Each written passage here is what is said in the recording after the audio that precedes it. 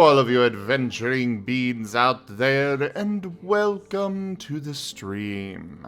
I am Razim, and this is Lost in Chaos, Season 1, Episode 10, A Lesson in Dungeons.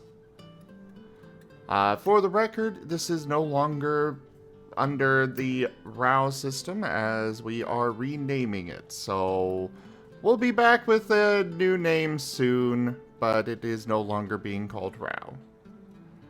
We shall begin with our introductions, though, starting with Enja. Greetings and good day. I'm going to be your storyteller for this evening. I play the allies, I play the enemies, and I set the stage for the players to dance upon and find their way around, bumping into events and other characters that I play, be they allies, enemies, or undetermined as of yet. However, I shall now pass it over to Chomper. Hi, I'm Rex Strider, radical indie game showcasing raptor. I will be playing Chomper. He is a hyperactive, little kind of ADHD brained at times, forgetful little ball of fighting and eating a lot. But he is a fire and water type, and he cares and loves his friends. Hey, I'm going to pass this off to Paz. Hello everybody. I'm Raharu, and I'll be playing Paz, the water type Sobble, just a regular Sobble. And he's just a chill frog that's just trying to remain chill with all of the chaos that's happening around him. And now I'm gonna pass it over to Scruff, to Rob. Hello, I am ArchineerRob. I shall be playing Scruff, the ground Bob? ice type. Shut the fuck up, or I stop the introduction here. Oh no. I shall be playing Scruff, the ground ice type swine-up, who is starting to learn that his companions may need some more physical and telling reasons to not get his name wrong. And who will be emerging from his little hidey hole aboard the wagon at last to venture into the dungeon with everyone else. On to whoever is after me on the line.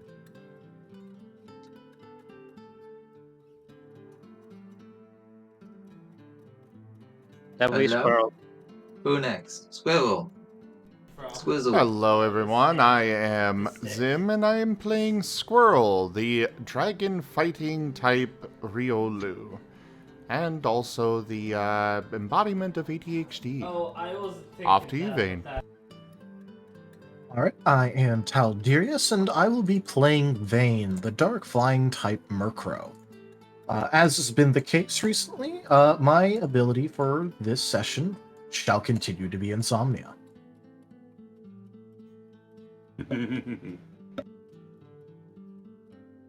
And then we pass it over to Wormy. Where need the guest star, yes. Hello, I'm Learnable, and I'm playing Amos, the Growlithe. And I make things go boom, and I put funny ideas into Squirrel's head.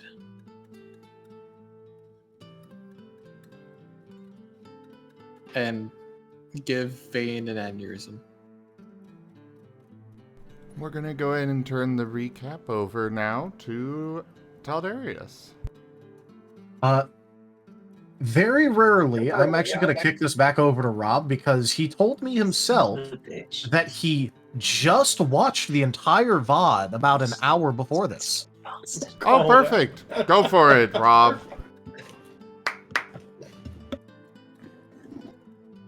How could you do But this? I need to navigate over to the desk to find the document. You see, the best part of it was him whispering in the background, "Oh, you bastard." Yeah, 100% agree. Don't forget, everyone, we love clips here. And that would have been a great moment to clip. Which you still can go back and clip. Conniving. Wretch. All of you wretches. What did I do? What did I do? I'm just You didn't eating stop. quietly, muted. Teehee. I heard What my audio die. That's always a great sign. What can I do to stop them? I'm sorry.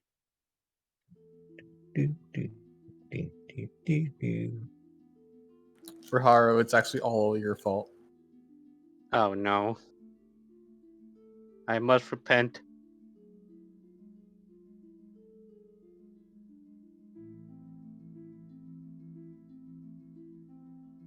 Oh dear. Oh no. You can't You get know- out of it by leaving.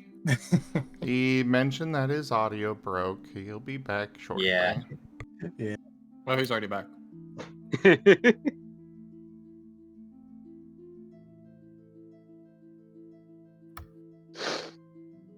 I am an innocent who has been caught in the crossfire. Are you able to hear us, Rob?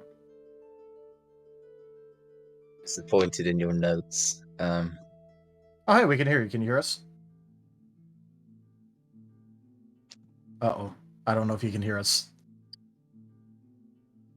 If he can hear us, he's not responding. Oh no. My browser's frozen. Hold on, I'm just Discord going frozen? to Discord is frozen. experiment. That's lovely. Okay. I like how he said my Discord is frozen just as I messaged him privately, just like, hey, could you hear us? Yeah. I successfully killed his Discord by messaging it. Oh my god. What powers are these, Tildarius? Yeah, no. You know what? Even if I do end up having to give the recap anyways, it was entirely worth it, promptly throwing Rob under the bus this once. I agree.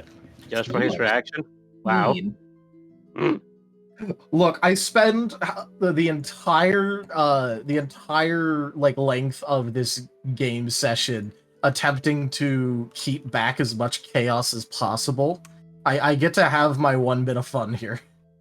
Valid. I'll allow it. Fair enough. Honestly, fair enough. Brain deserves a break. Let him get lost in the chaos too. I don't think we want to see what happens when Bane gets lost in the chaos. I don't think it's gonna be pretty. Oh no, Oh. that'll be when Vane has a Widemon moment and just is like, all right, just go do whatever you want. I don't care. Hello? Welcome back. Hey, Hey, and Discord is not lagging anymore. Even better. let's Wonderful. go. Well, it has been open for like 2 days straight, so. I was very disappointed in your notes, Tadarius. Oh yeah, because I specifically haven't taken any. Yeah. But it doesn't matter because you just watched it like 2 hours ago. Listen, it's 5 hours long. I spent a lot of time listening to it. I may miss details out. I apologize, but I've got the vague picture. Retreating back to the floor. Amos joined us, and after the big shenanigans and learning about the guildmaster holding back information about certain raiders who have been attacking for a couple of months now that he decided not to tell anyone about,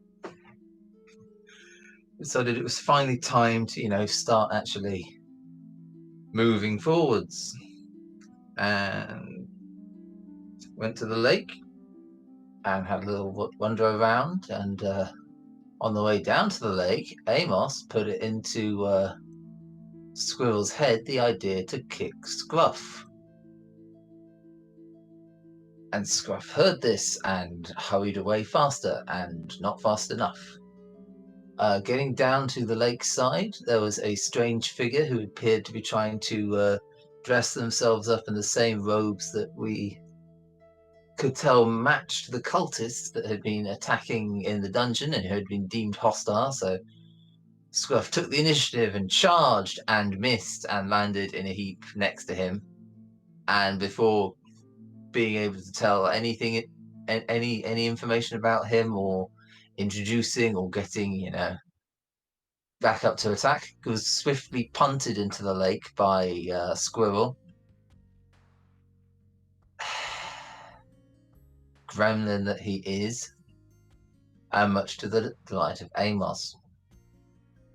Upon being rescued by Paz and Chomper, he swiftly decided, rather than taking it out on Squirrel, who's an innocent tool, not the sharpest one, in this regrettable instance, decided to take out his wrath on Amos and froze him with his first ever successful powder snow that didn't explode in his face. Froze him and then proceeded to water walk and trundle him out into the middle of the lake and leave him there. This is around the point where I actually left the session to go off and do other things, namely crash. After I left, Amos was, of course, rescued, and the party started to move back up to the wagons.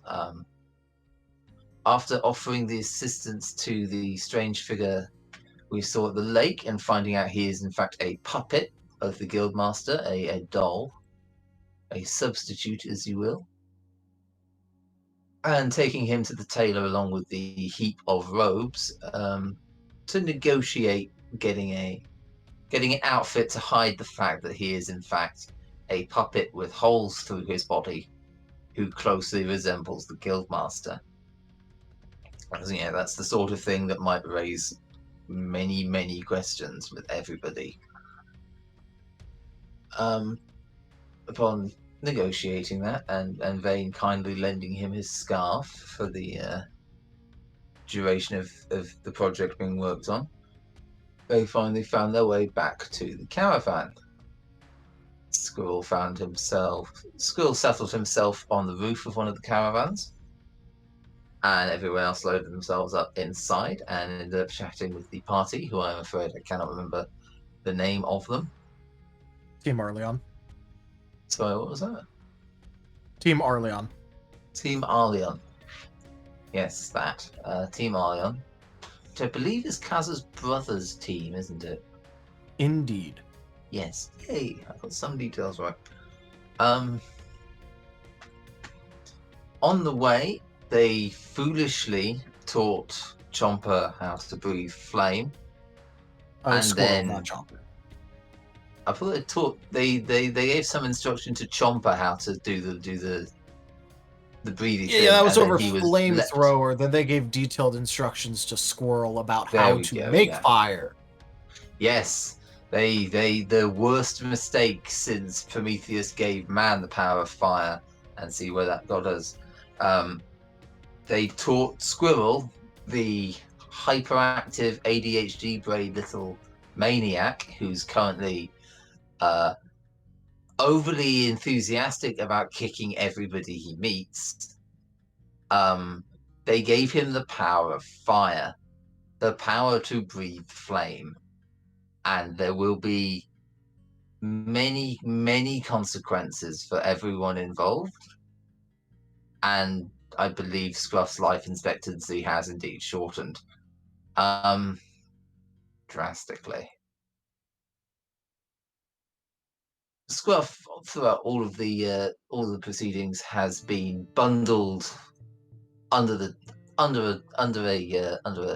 a seat in the wagon the entire time. He's just been bundled and sulking, just quietly by himself, ignoring the world and managing to miss the fact that Squirrel can now breathe fire. They arrived at Lulite. Is it Lulite? Yeah, it's Lulite. Yes, Lulite. They arrived at Lulite, spoke to the guild staff, and Vane's whole trust of some semblance of decorum and management ability and anything in the adult species and the guild members has actually just took a nosedive as they were maddeningly unhelpful, very much covering in autopilot several times, covering the guildmaster's many failings. Instructed them to the other half of their senior party, and instantly any shred of hope he had left has vacated upon meeting the other half of the party, who apparently stopped paying attention halfway through the meeting the moment they heard, "Oh, there's bad guys." Good, that's all the information we need. We need nothing else about anything else that might be going on in the world. The session left. Hello. Can you guys Wow. hear me? Yep. Now we can. Just Just if you've starting been with the speaking before this moment, no. Nope, just the and then that No, last part. apparently my OBS randomly disconnected, but everything else Awesome. seems to be Oh. fine, so hey. Huh. Looks like we're I'm reconnected not now. repeating my rambling mess, I'm Okay. afraid. It's Oh, like it was still you're part of the 30 minutes recording. in. You're good. Okay. Oh, good. I apologize, dear listeners, for my rambling speech, but there we go. The session ended with everyone reunited and on their way to the first dungeon, our first dungeon, the beginner dungeon, which may or may not now have a boss at the end of it, having been left untouched for a undisclosed amount of time. Squirrel overly eager as usual, and the rest of the party resigned to attempt to rein him in / follow in his wake. Done.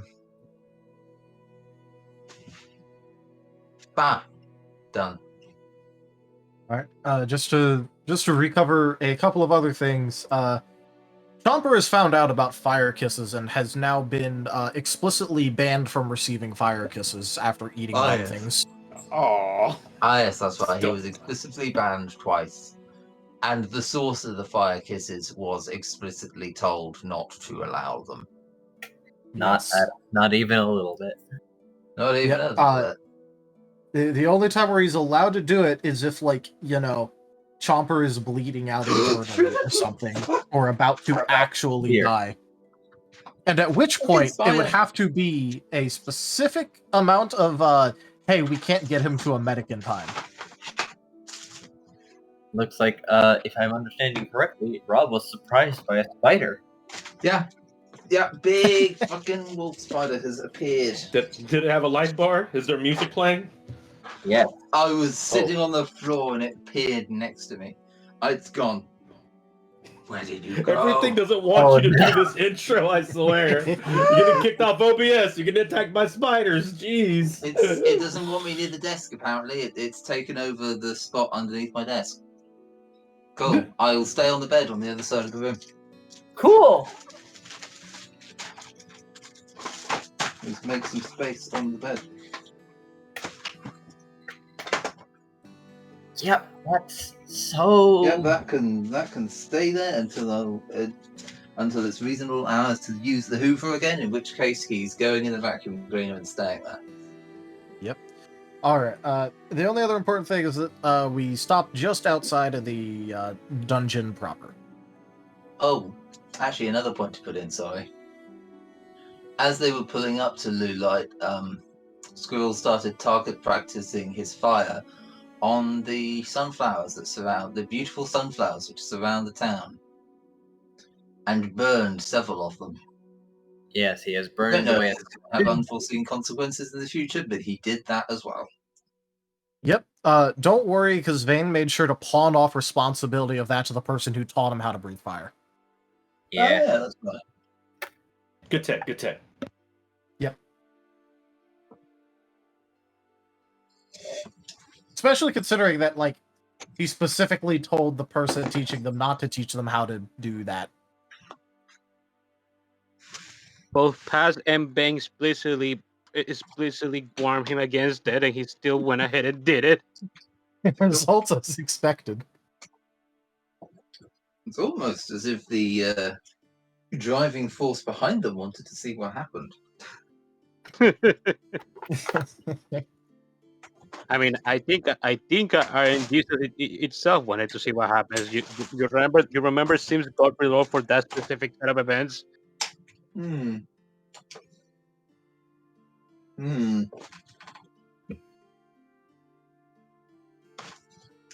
But yeah, I think that about covers it. Yeah.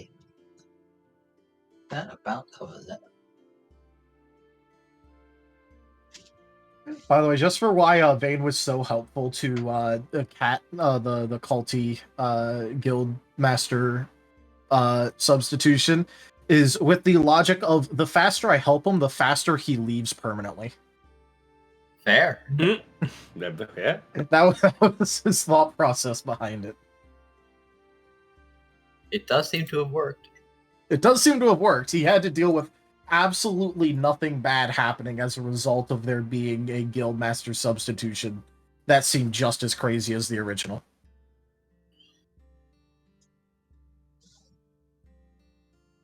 Well, at least he wasn't deliberately withholding things or being extremely vague on purpose. I feel like if we gave him another couple of minutes, he would have. He is a copy. There is a non-0% chance that he would have imitated the original in some facets.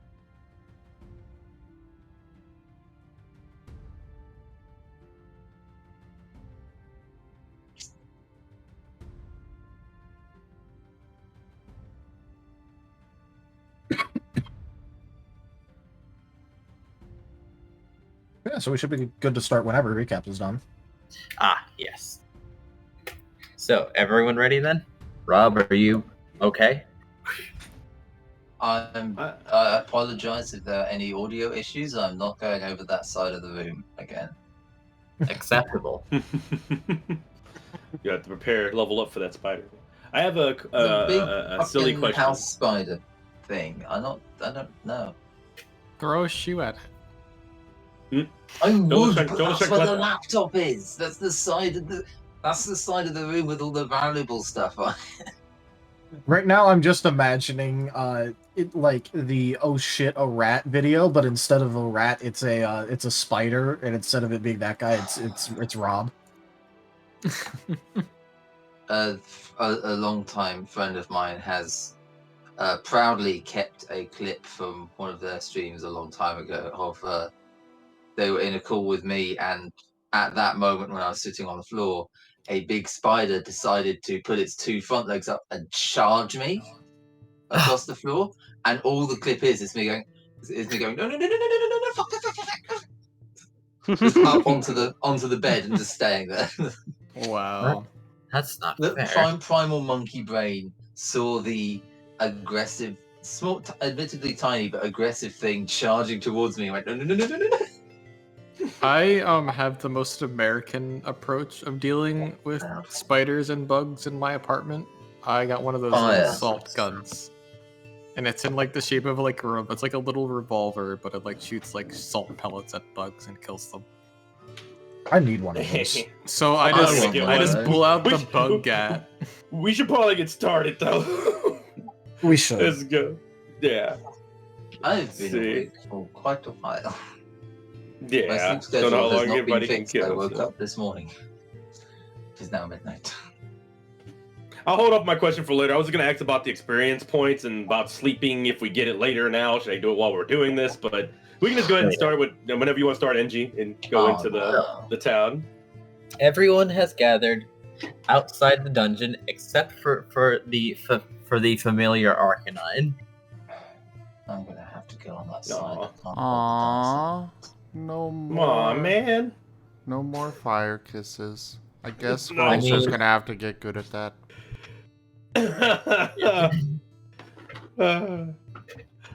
Well, He's just gonna have to deal with it.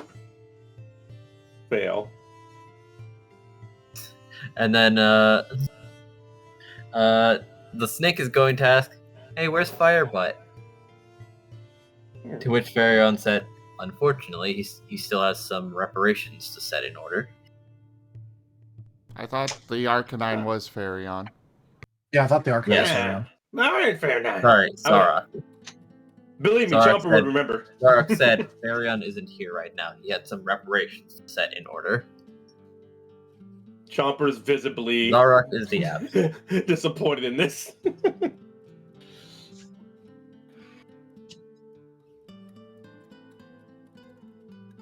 Oh, don't worry. We're not going to be entering without him. So we'll be waiting for a while. Until then, I'm going to demonstrate proper procedure on how to interact with a border checkpoint.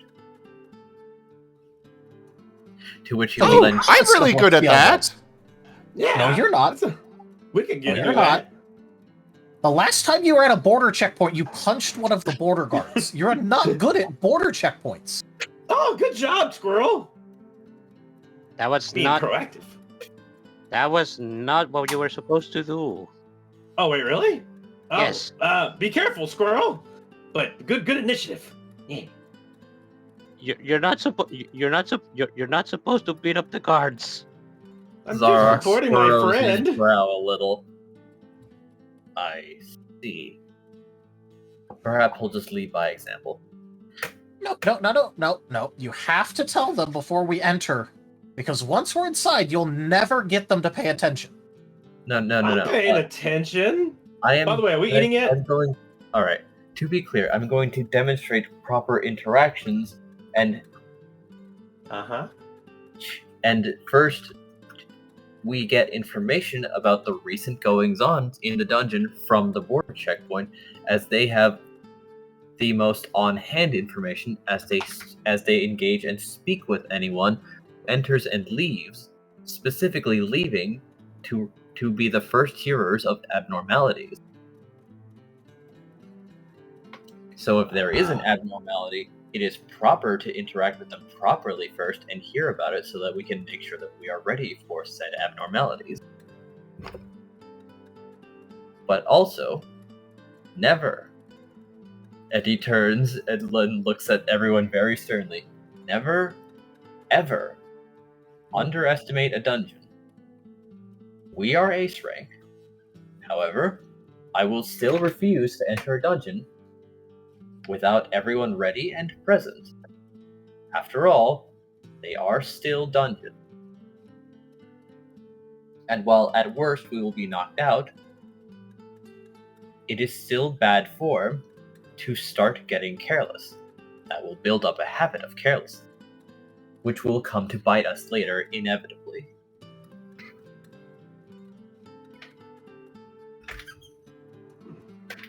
Based on what we were told, based on what we were told elsewhere, there's also the risk of your badge being damaged, and thus, not the worst thing that could happen is you being knocked out. Yeah. This is also true. However, it is documented that once someone is unconscious, dungeon Pokemon will otherwise ignore you. Curiously enough. Oh, and Well, at least they won't Firepup eat said you. something about. Unconscious is, however, two very different things. Are there any of those people that cut people in half, like the Firepup said? Well, I sure hope that- not. Is still being investigated. After all, we have gathered information about that still very recently, but that is also another reason to ensure caution. For starters, everyone has their skateboard, yes? Now, while it might feel like a bit of overkill, I actually prefer if every member of my team has an escape orb, just in case something is incapacitated and only one person has either noticed the threatening situation or otherwise. Actually, do we even have an escape orb right now with us guys? No, we do. I made sure we did. We don't have enough for everyone to have one, but we have enough to have one in the party. Yeah, Okay. I got one. Let me see. Food. No, Food. Squirrel has it, food. not you. You don't have to Food. look through the bag. Squirrel has it, not you. I think I only have. Oh, Squirrel has it? Okay. It's because me and Casa and Amos used our skateboard when we went through that what was it called, the alternate entrance to the dungeon, Temporary entrance. the temporary entrance. Right.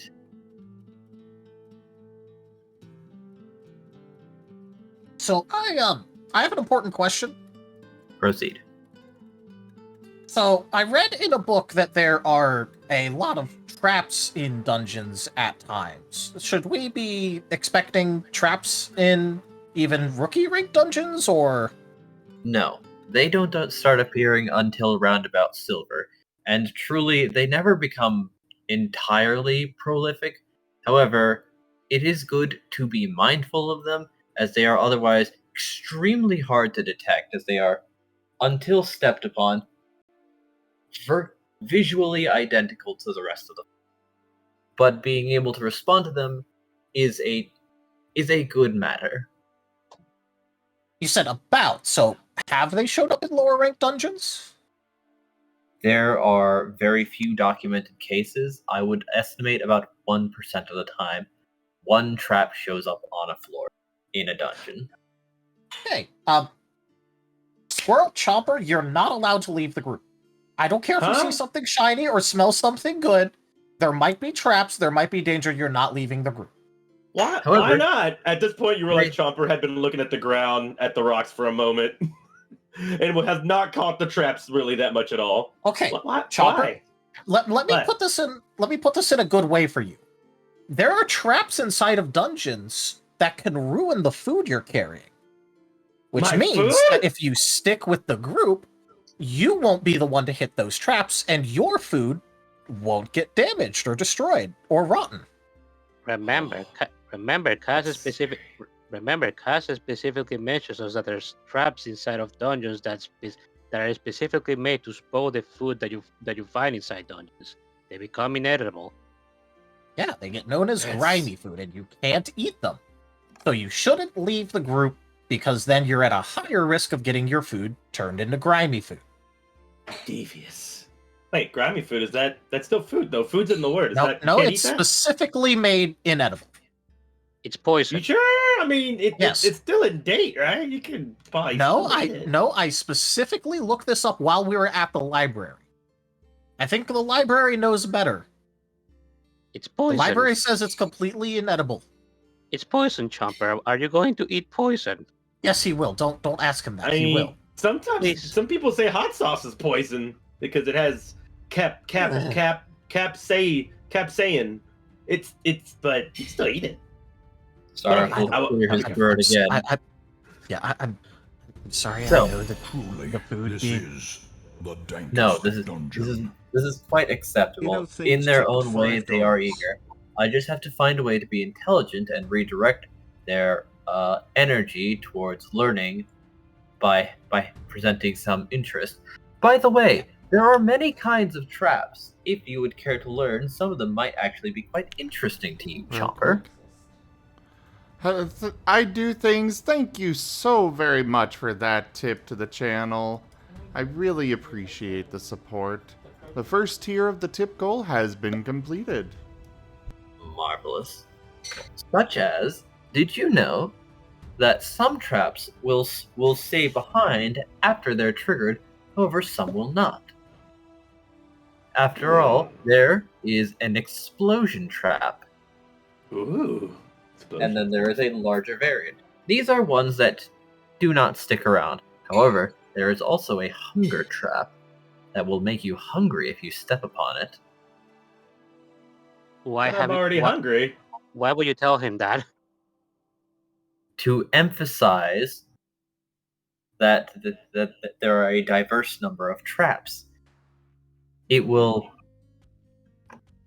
make you even hungrier than you are now, without having to wait.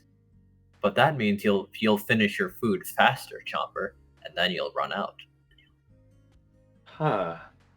So some traps are good, some traps are bad. Well, that depends. After all, there's also an apple trap that will randomly change one item in your bag into an apple. What? So it makes your items into food? On the Sounds contrary, great. it might turn a big. There is also a chance that it will turn a big apple into a small apple. It's random, after all. That would suck. Yes. I have to think about this. What treasure and or shiny related traps might there exist? Well, let's see. Shiny related traps.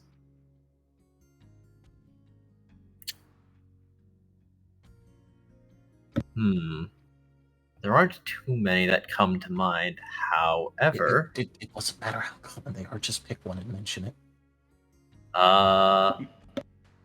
there is a spike trap. It will cause a lot of damage. However, that is also one that sticks away. And then there is also the spin trap. If you step on it, it'll make you confused and potentially confuse what you're seeing, or make you otherwise disoriented, making it quite difficult to do your intended actions. However, there is also the chance that you will step upon a troll trap, and it will bring everything in the dungeon to you. However, this will also bring all the enemies towards you. Everything will then have to be dealt with very summarily, but all the items and Poke on that floor will also be very conveniently nearby. Maybe I should have clarified. Sounds very double-edged. Quite so. And then there's one last thing. It's technically considered a trap. But Wait. Question. This is the most prolific one, as this is also the one that is not hidden. The Wonder Tile. If you step on it, stat changes will be reset. Negative and positive.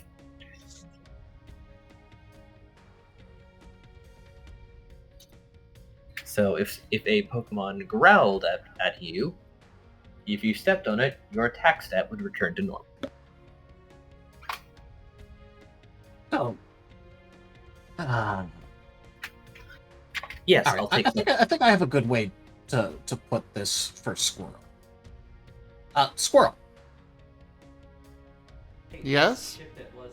There are traps in dungeons that can hurt you a lot and even kick you out of dungeons. And if you get hurt enough to get kicked out of a dungeon, you'll lose a lot of the shinies you have on you. So you need to be careful inside of dungeons, because otherwise you'll lose a lot of your shinies. Okay. Yeah. So this means that if you find something that's shiny, tell everyone and we can all go over there.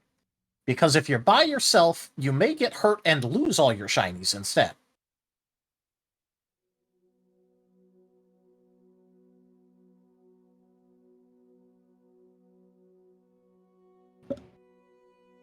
Chomper is taking stuff out of their bag and reorganizing it quietly. You notice they're taking a lot of stuff out of their bag, a concerning amount, and only putting food that are small in the bag. Chomper, you can't leave all your stuff out here. Huh? What? Wait, what's that? What? Oh no, I'm organizing. I have came up with an idea. If I only go in with small food, no matter what, it'll turn into big food. No, Galaxy. Chomper. You can't leave your stuff out here. If you're only bringing in small stuff, that means you're going to be leaving stuff out here. Oh yeah. Chomper proceeds to put everything back in the bag. There we go. That is the intelligent thing to do. Generally, try to avoid traps. As you gain more experience, there are times where you will gain a small instinct and awareness of something not feeling quite right. I would recommend you listen to that feeling, and you may, in fact, naturally step around a trap.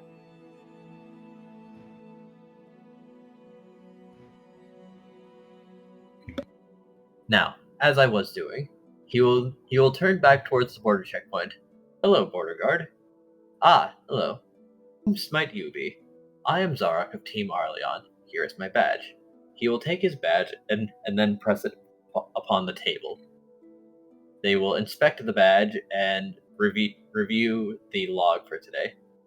All right. Looks like you have 12 dungeon hours this week. Is that correct? That is correct.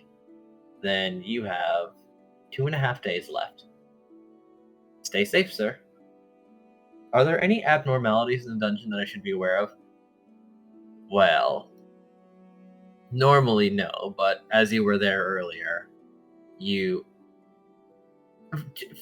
just pretend this was a normal day then. Ah, right. He's going to peer past him and look towards the others. Let's see. It seems that today the dungeon's weather is very temperate. Normally, we might normally expect sunny or rainy weathers inside the dungeon, but it doesn't seem like that's happening today. All right then, and he will turn back towards the group. Looks like we won't have to deal with weather today.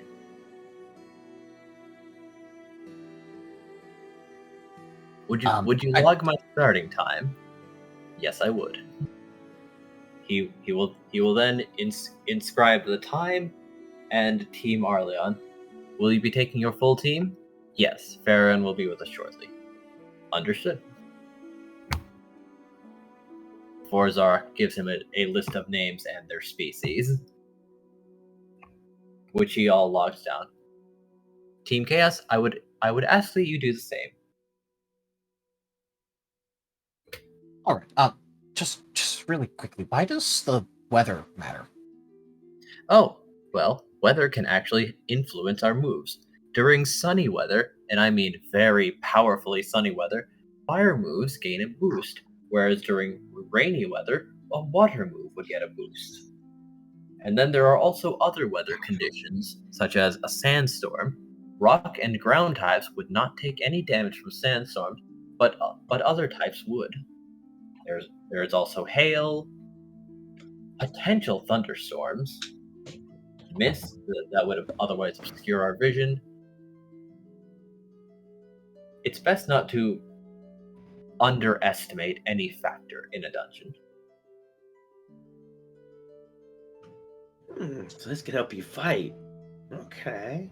You would be correct. However, sunny weather also weakens water moves, and rainy weather weakens fire moves. Keep that in mind, as you are both Chomper. Yeah. Okay. So first important thing. Do we mention the average of the time, or if certain members have different times inside the dungeon, do we mention that differently? No. If your group has an uneven amount of time in the dungeon, it is best to report that. After all, we have to keep an eye on everyone. Even if it's just a little time, chances are best not taken when avoided. A miss! Not enough ale! A reroll. Yes. Nice. Okay. Really quickly. Thaza, Paz, Amos, how long did you all spend in the once you got through the temporary entrance? I would estimate we took somewhere between 15 and 20 minutes. Yeah, we didn't stay. Okay. Yeah, we didn't stay long. As soon as we saw the guild there fighting those rogue creatures, we went out of dodge. Okay. And about how long did we go back through before we were dumped out by the guildmaster again? I think that one took around about half an hour. So most of our team has half an hour, while Paz, Amos, and I have 45 minutes. Okay. I'm sure this will be easier to figure out in the future when we actually have records and logs, but okay. Well, actually, and the checkpoint guards are going to speak up, you can actually tell when you're approaching your danger limit because the crystal will will start to grow dimmer. If you see your crystal growing dimmer, it is recommended that you leave the dungeon immediately or if you're on the final or penultimate floor, finish as quickly as you can. Noted.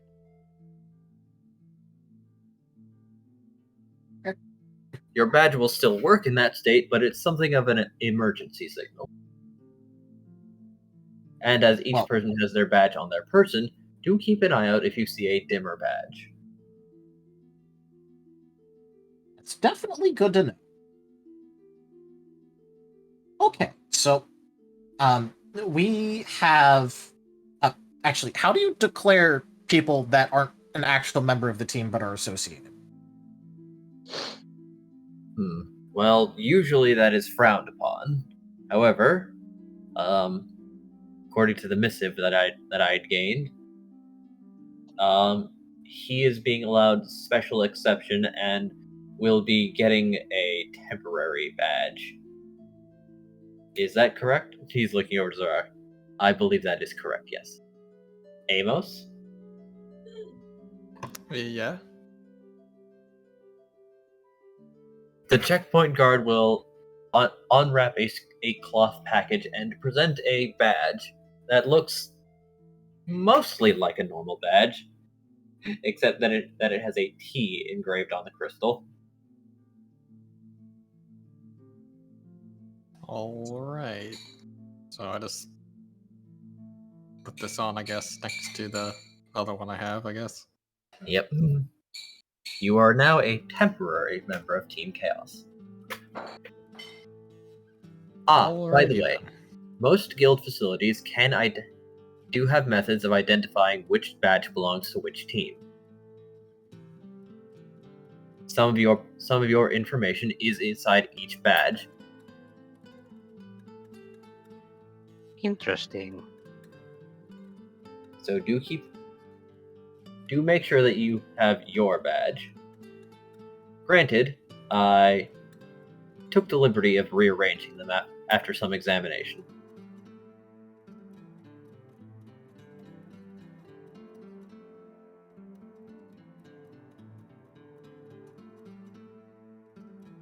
Okay, well, is he joining as a member of our team or as a member of Team Arler? Because you asked Team Arler.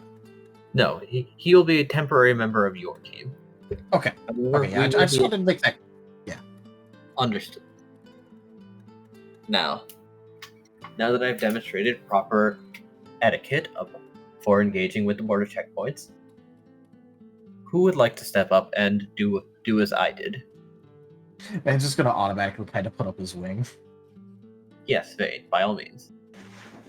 However, this means that you are acting team leader, as you are the representative. To be fair, I think that was kind of already the case. True enough. They kind of already just asked me what to do, so.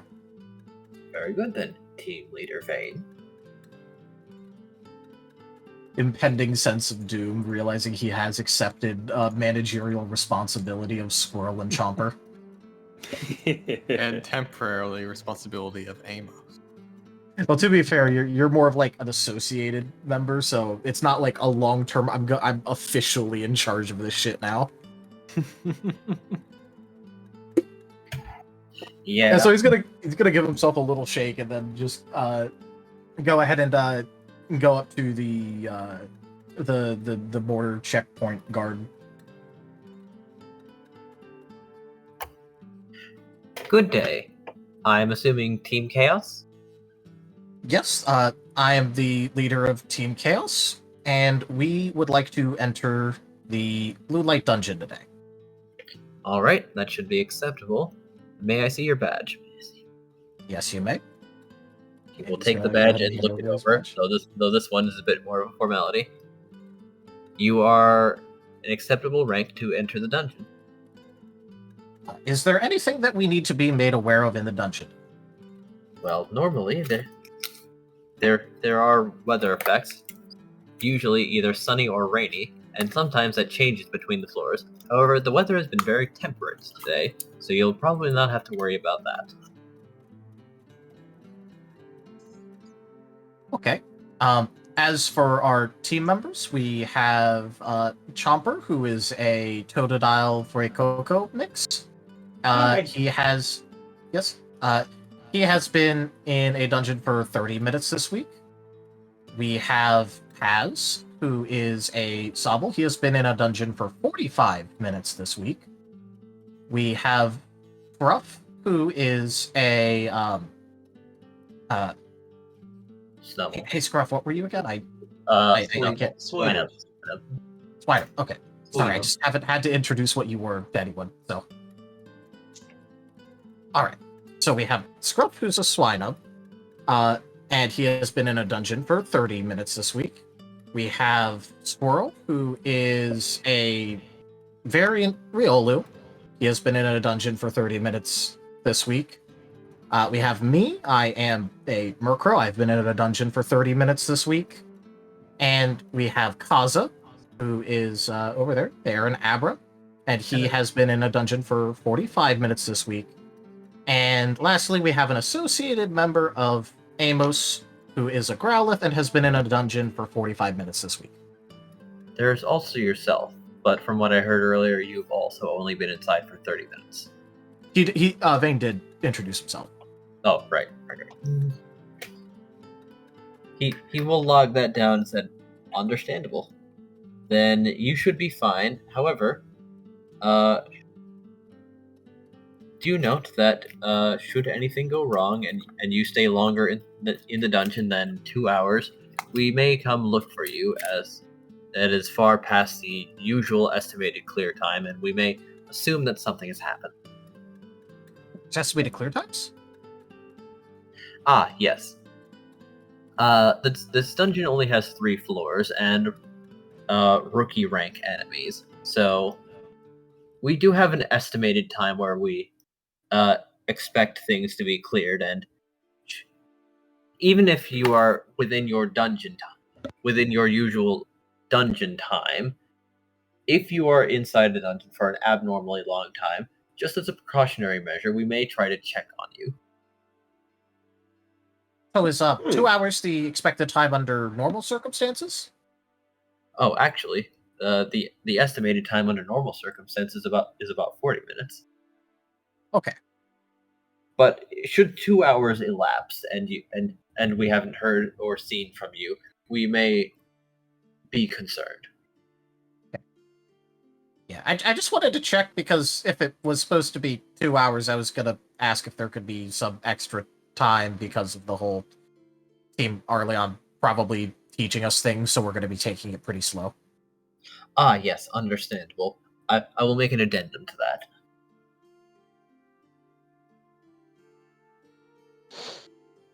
Under supervision of Team Arleon will be taking responsibility for the safety of Team Chaos during the expenditure, or during this expedition. Hey, do we need to declare any missions as we go inside? Yes, we would appreciate it if you presented them forthwith, so we can know what to expect when you return. Some are, well, as you are an exploration team mission rather than a requisition or pioneer team mission. Pioneers usually go in and try to collect a certain number of items from inside a dungeon.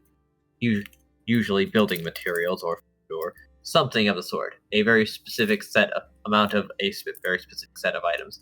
And upon turning those in, they would gain their rewards. Exploration teams are primarily tasked with reaching the end of the dungeon. For reaching the end of the dungeon, if you do have a mission, you will receive your reward from us. However, it is proper to declare it first, so that we can have it ready. Okay, well, Team Chaos is coming here with a mission. Here is the details of it, and he's gonna go ahead and just pull the paper out of his bag, this rolled up little paper. They will take it and look it over. How much was the reward again? If you remember. Honestly, off the top of my head, I don't. I'll just say Mm. 700 then. It No, was- wait, it was somewhere 1,000 around because it was 1,000 because this was a special commission for Team Chaos specifically. All right, 1,000 1,000 Poke for a Oh, wait. proper Oh. tutorial. I had a brain flash. It was 1250 because there was 200 a pop with 50 left over. So I just That's did. right. Okay, thank you. Yeah. All right. Quite some for clearing the dungeon, but very well within acceptable limits. I will accept. At least I think accept that the was mission.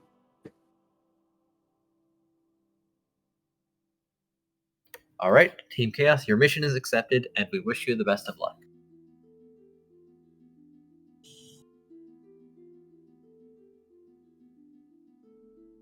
Note that you are entitled to all items that you receive within the dungeon. However, you will be paid if you do turn them into the guild. Okay.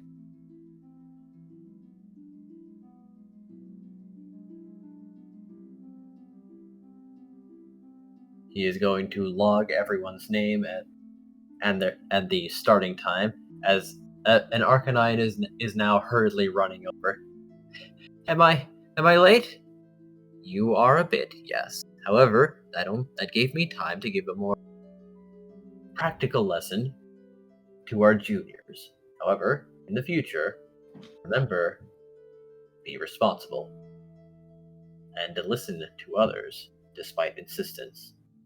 You should really listen to the voices of caution, Farion. I'm sorry. Hi, Firebite. Hi, Tella. So, alright. One last check. Everyone has their items ready? Yep, we all have various berries. We have a rescue orb for the team. I have Chomper's food, so he doesn't eat it all immediately. Most acceptable. One more thing. If you have more specific questions about the dungeon, you can also ask the word checkpoint. And he's Okay. going to ask, so, just to be sure, what things do you usually get in the Lulite Flower Dungeon? Well, you can find fertile soil, flower seeds, some root vegetables, peach berries, cherry berries, and every now and then an orange berry. All right. What enemies would we be expecting to find inside there? Well, it's a very short dungeon, so probably about 3 floors of Pidgeys, Sunkerns, Patillies, and Hoppips. Very well then. Thank you for the information. Is everyone ready? No. Perhaps under your special circumstances, I will explain the enemies, if you would care to hear it. Yes, please. All right. First is a Squirrel is Pidgey. inching towards the portal. Chomper is following Squirrel as they notice movement. Zarok is going to sit himself in front of the dungeon's entrance.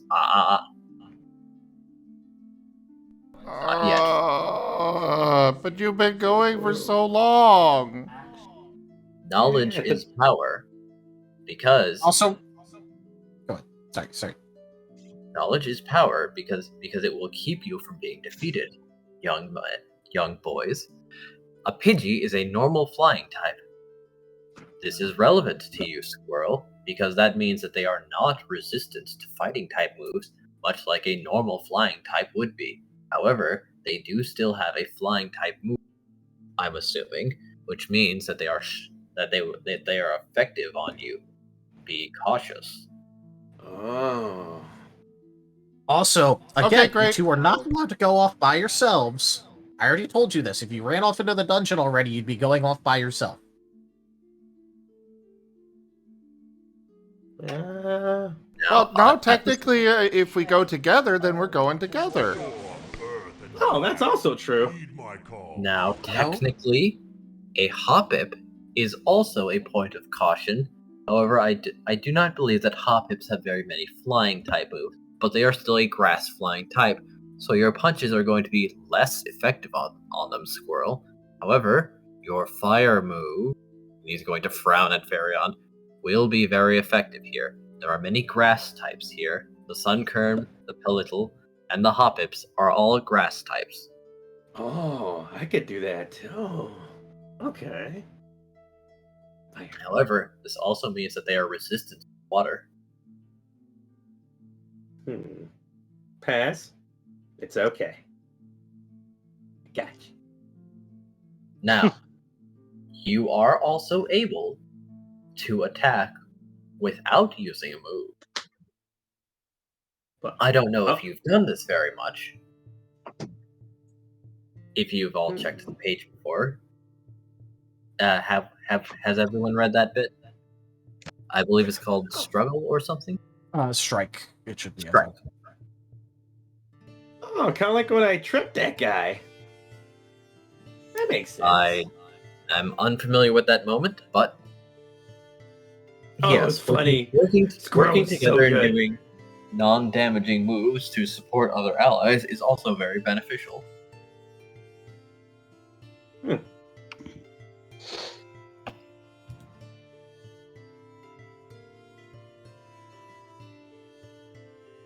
All right.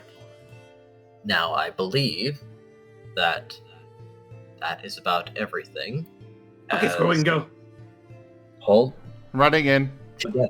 We will enter together. I just imagine what's running into you. You're still sitting at the door. We're just like trying to get past you and just push it into you.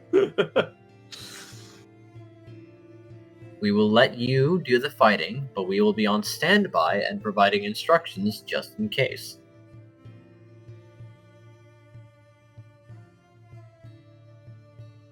Yeah, that's probably a good idea. Tap, tap, tap, tap, tap, tap, tap, tap, tap, tap, tap. And Tap, tap, tap, now tap, tap. they enter the dungeon. Yeah!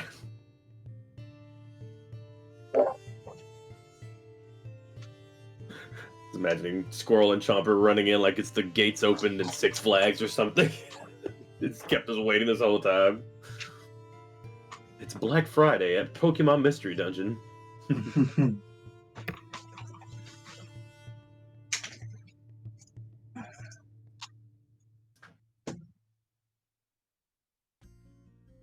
Alright. I guess we're kind of walking in and we're just looking around. Yep. Checking out what it looks like. Vane's Now- gonna make sure the entire group goes in before following himself. Yep. So Chomper's he's gonna, sniffing around. Make sure everyone goes inside. Paz goes inside.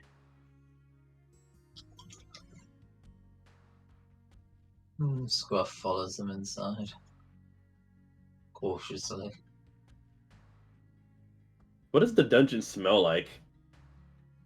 Now, Enja, this is... yes. I will point out the weather card was played. Ah! Oh.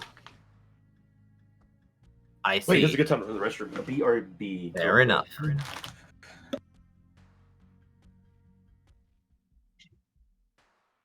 Which weather card? I think it was Storm. Just bring the storm. Whatever kind of weather effect you want to have. Just, be reasonable with it. Yep, fair enough. What? No All right. Scorpion Rain? No scorpion rain, no. So, as you enter, it's a little windy, actually. To which Zarok will frown. I see. Indeed. Perhaps it is always good to be cautious, after all. Alright. Now, this is not a weather that really affects many things. However, it will make flying more difficult. However, that also means enemies like the Pidgey and the Hoppips are more likely to stay grounded, else they get blown away. Okay. Any Pokemon that is also particularly light might be threatened by this weather. However, perhaps I should describe the scene first. As you were here, it is unlike the first time, or unlike the first times you'd entered here, very peaceful. However, the flowers are very, very tall and together, very compact even, as if they are forming natural hallways and rooms.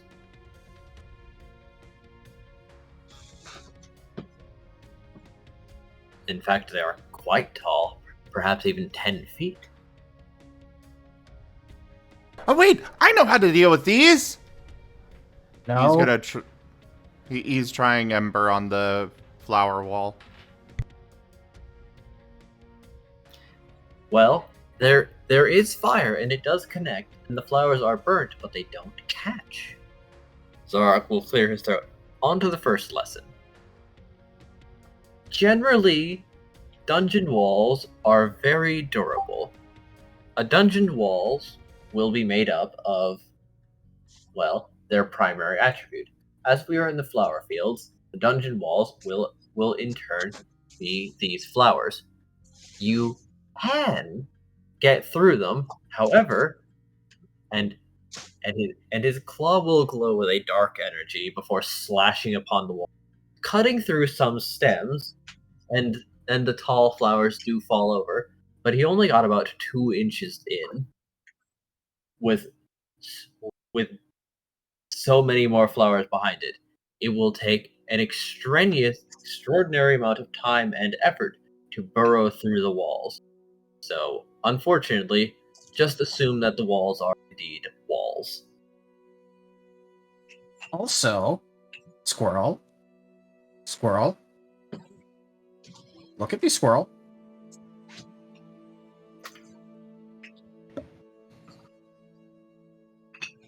Pokes the squirrel. Remember, Yes. has like almost a Why would you try to set the area we have to go through on fire? After I also told you not to.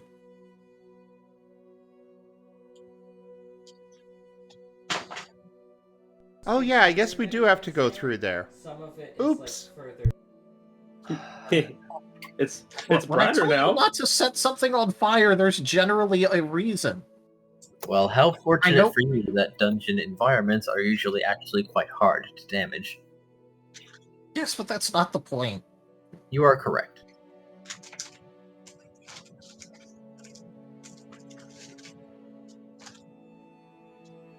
All right, well let's go this way.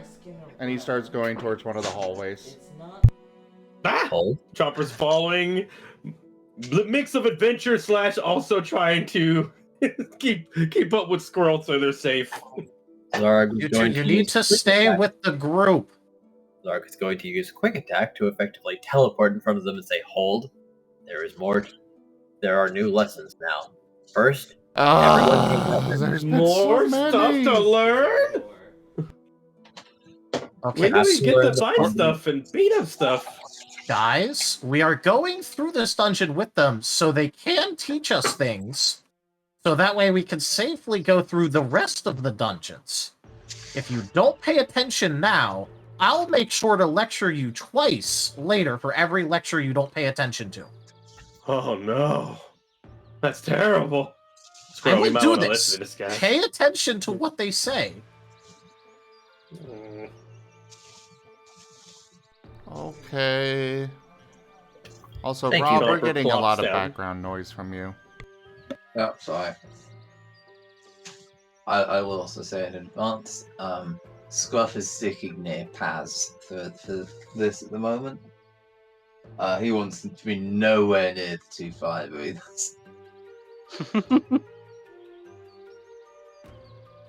Fair. Now, if I could get everyone to produce their maps.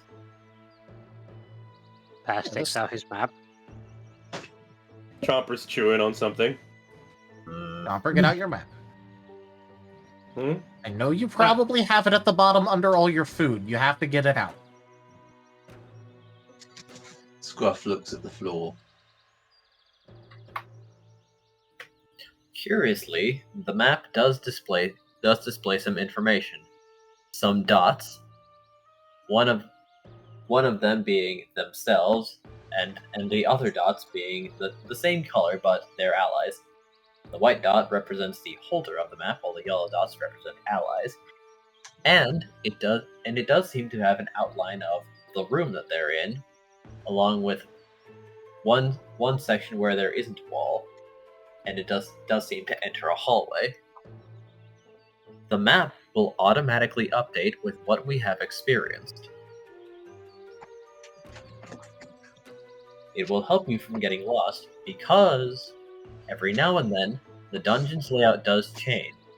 If a room whose layout you have mapped changes, the map will update to let you know that there has been a change or perhaps a new path opening up.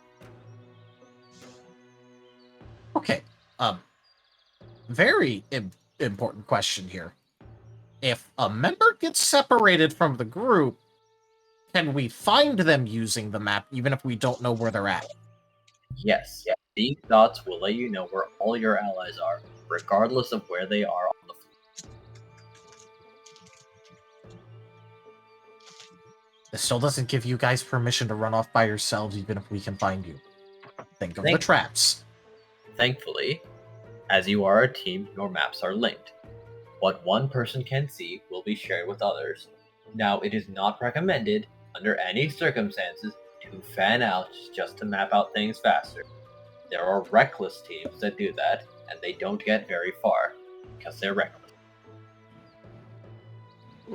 However, this does let people find you easier, because they will be able to find your route and see if there are potentially other entrances that will be able to head you off.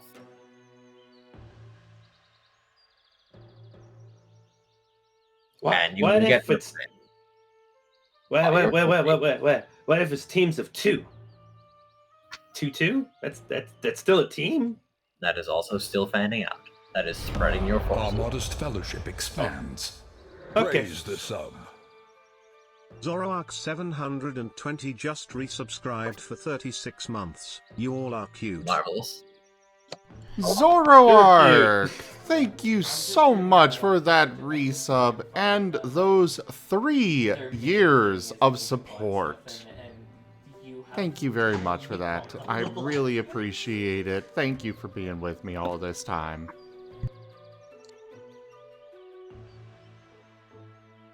Utterly marvelous. So,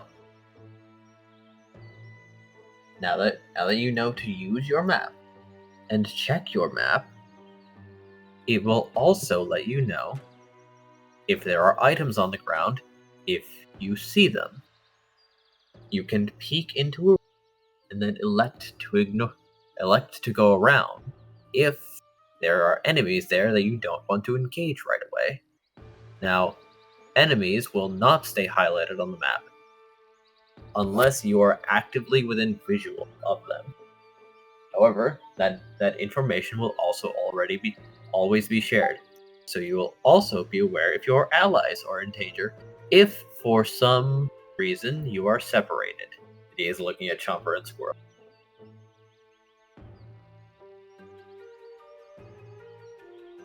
All right, we may now proceed. However, I would ask that you determine marching order. Could you repeat one more time that information about when we're separated? If we get separated?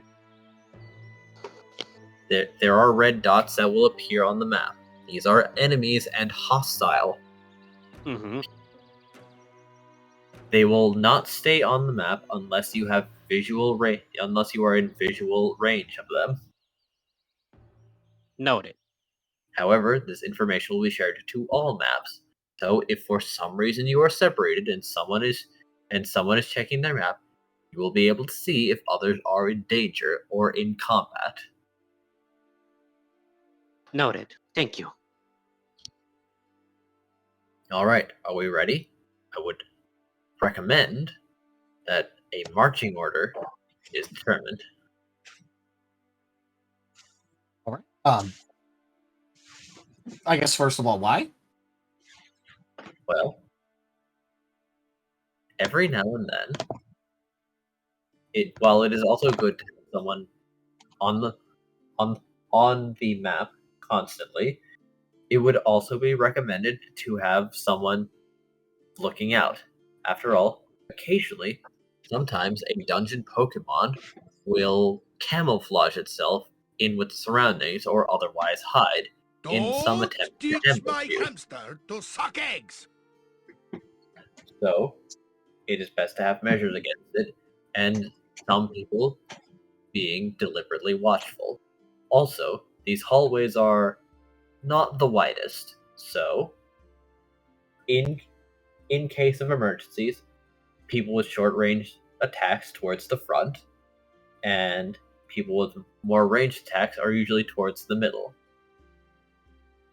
or back. Bear back a moment.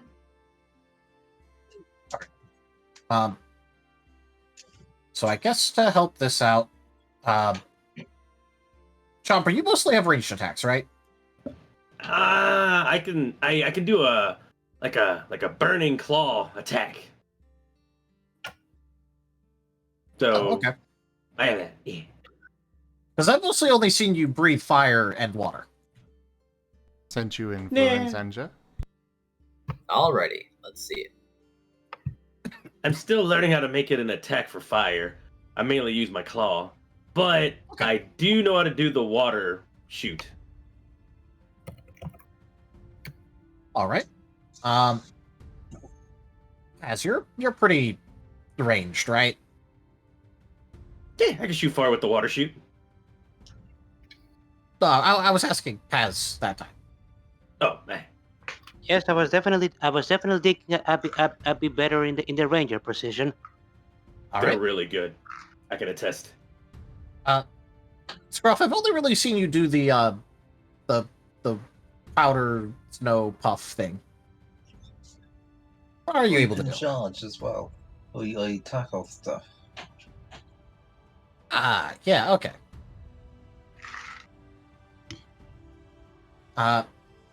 Squirrel, I know you can breathe fire now, but you mostly punch things otherwise, right? Yep.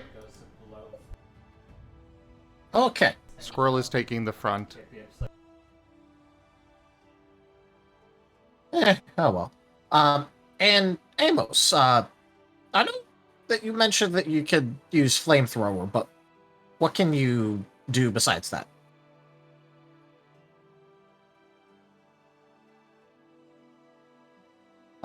Amos. Oh yeah. I guess so. You can use flamethrower. What else can you do? I can bite things. Oh, okay. So you have a ranged and a melee? Yes. Okay. So, do we need to, like, is this like a single fire thing, or is it more of just like a general group thing? General group thing. You can usually squeeze 2 people in a hallway. Just one if you're a larger sword like Baryon. Or Yeah, no, that makes sense. yes. Real quick, everyone. I have just updated Streamlabs. There is a new animation for when you guys purchase packs. Do go check it out. Yeah.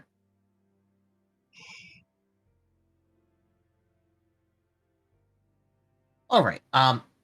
In that case, I guess it's best, because I already talked with you about this, Kaza. You mostly only do the upfront stuff, right?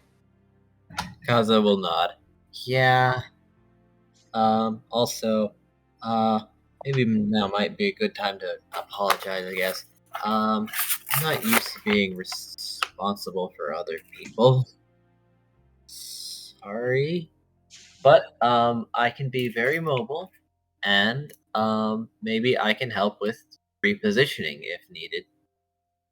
Yeah. If something happens. Yeah.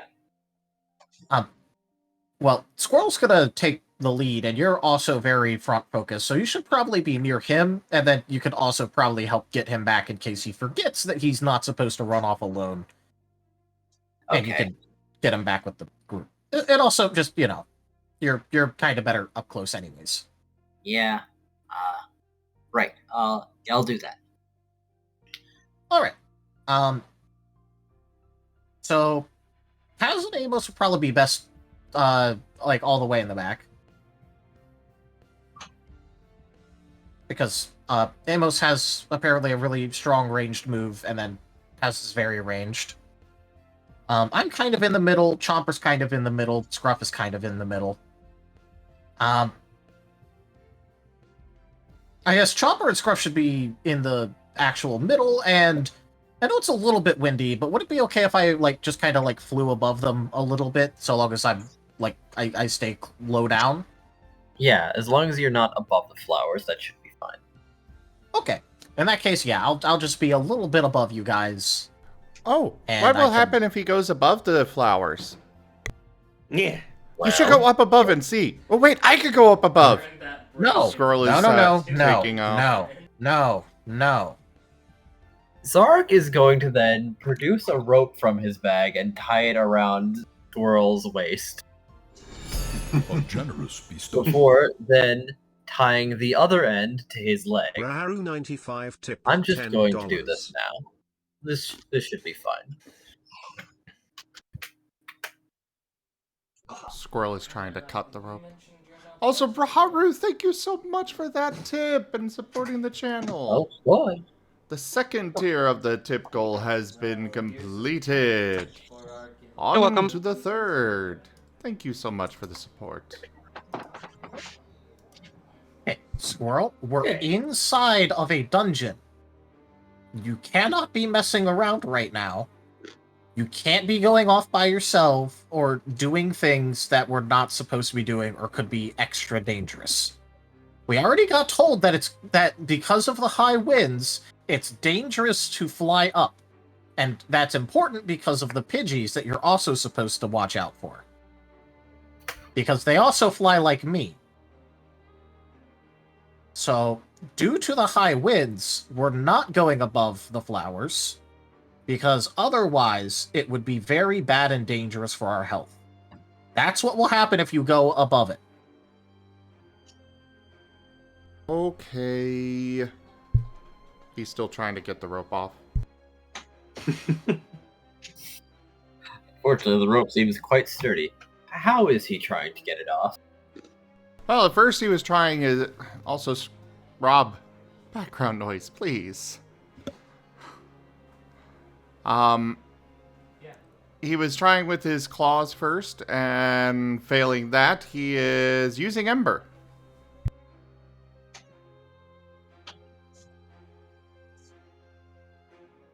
Zark would then yank the rope before motioning over to the Cubchew, who will breathe some ice upon the rope. However, it is a little burnt. Squirrel, I'm doing this because I Enja. believe it is a required measure. Yes. Shiny card.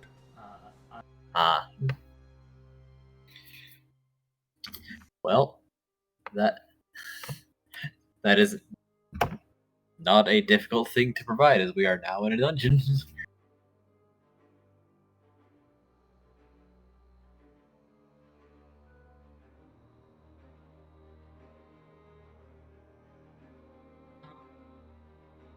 And he will say, "This is just an additional measure. Just be aware that should something happen, I will be able to keep you from going too far with this. However, if you burn it, I'm going to have to take a more extreme measure."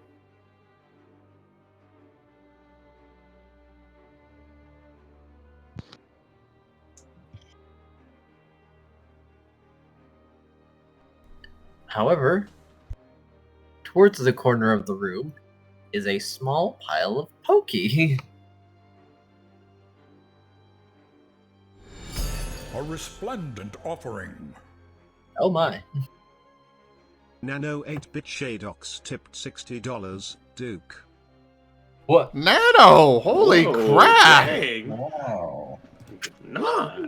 Well, the tip goal has been very thoroughly completed, and some extras carrying over to the DLC outfits, which is what the tip goal will be switched to.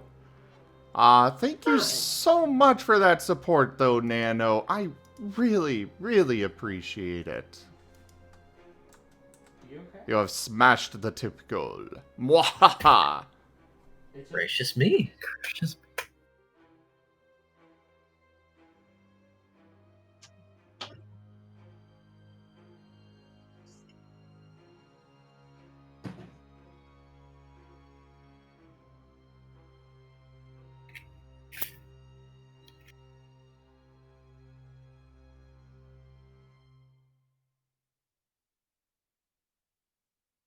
Alright, that puts 25 towards the DLC outfits.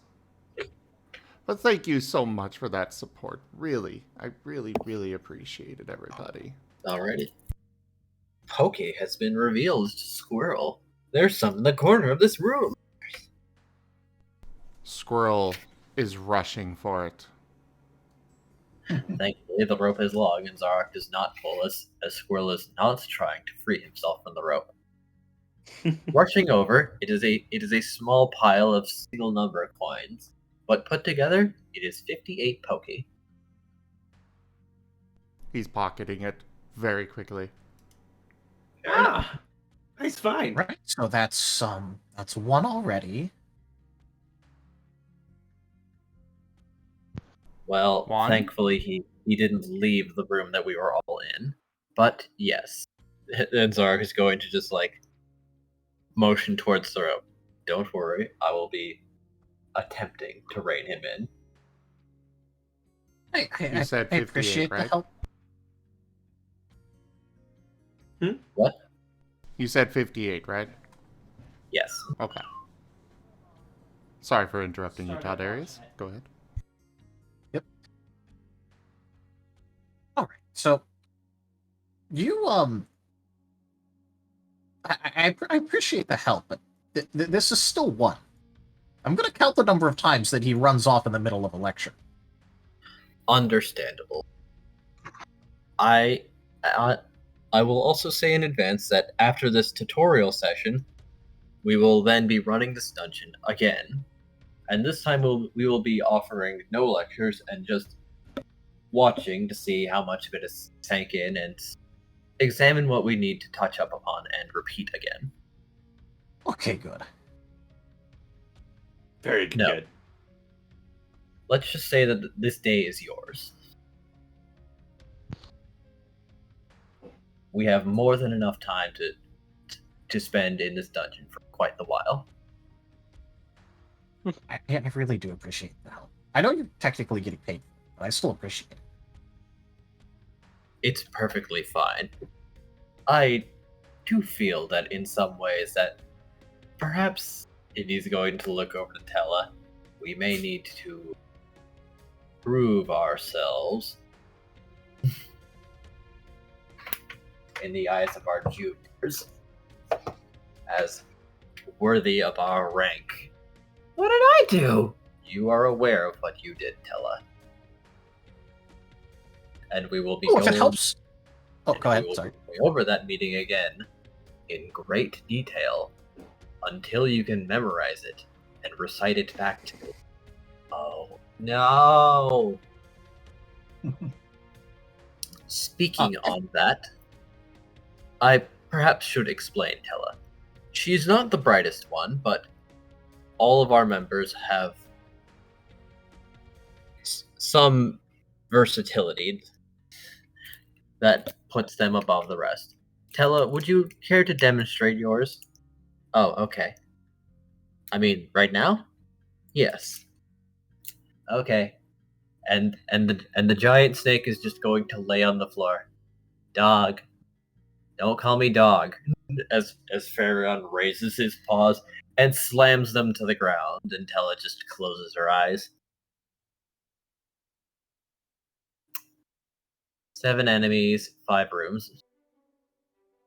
No real dead ends except for 2 that are just big rooms at the end. Thank you, Della. Alright, everything seems normal.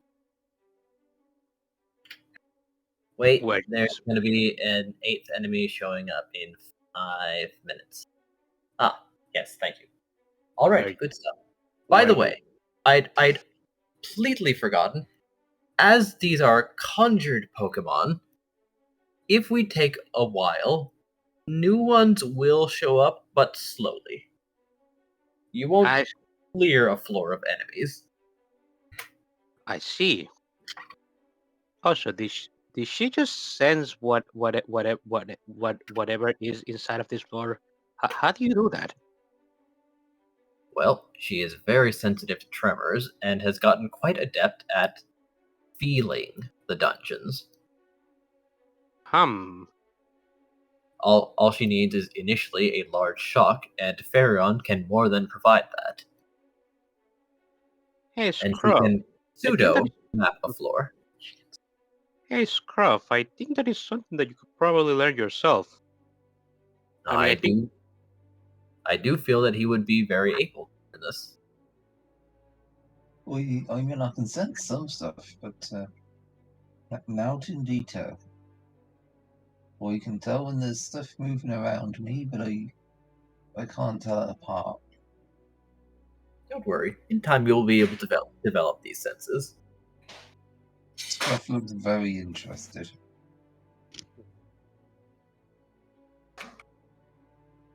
So, onwards and forwards, as there is only one exit to this room, and for the time being, this room is otherwise empty except for the pokey that Squirrel has already pocketed. Shall we? Go! That's probably a good idea. All right. So I don't want to ask you all individually, but get into the marching order we already kind of decided. Just before we move anywhere. Yep. Yeah, So Got in the middle. I'm in the front. Fast goes on the back. Wait, was it the middle or the front? No, Chomper, you're in the middle. Middle. Chomper, Okay, you're I in know the it was middle. one of those. Yeah. You're in the middle with Scruff. Okay. Get the middle, Scruff. Well, Kaza yeah, goes towards the front with Squirrel. You know, this is going pretty slowly, but I'm actually kind of excited. Yep. Yeah. That makes one of us. All right. And heading down the hallway, something does get in your way. It's a Patilli. What? I have no idea what that is. I will post a picture of it. It's more about like the in character. Yeah, no, but like, just so that I can have something to describe, because it's a little, well, it's a later gen Pokemon or a middle gen Pokemon. Yeah. To be fair, if you just described it as like, you know, a little flower onion thing. Yeah, Chomper would literally be confused. that's Just fair. like, do all Pokemon look like vegetables? Ah. Chomper, you are a Pokemon as well. I'm They not a come in- vegetable. That's they a come in vegetable. Hold. They come in all sorts and shapes. Some are even rocks,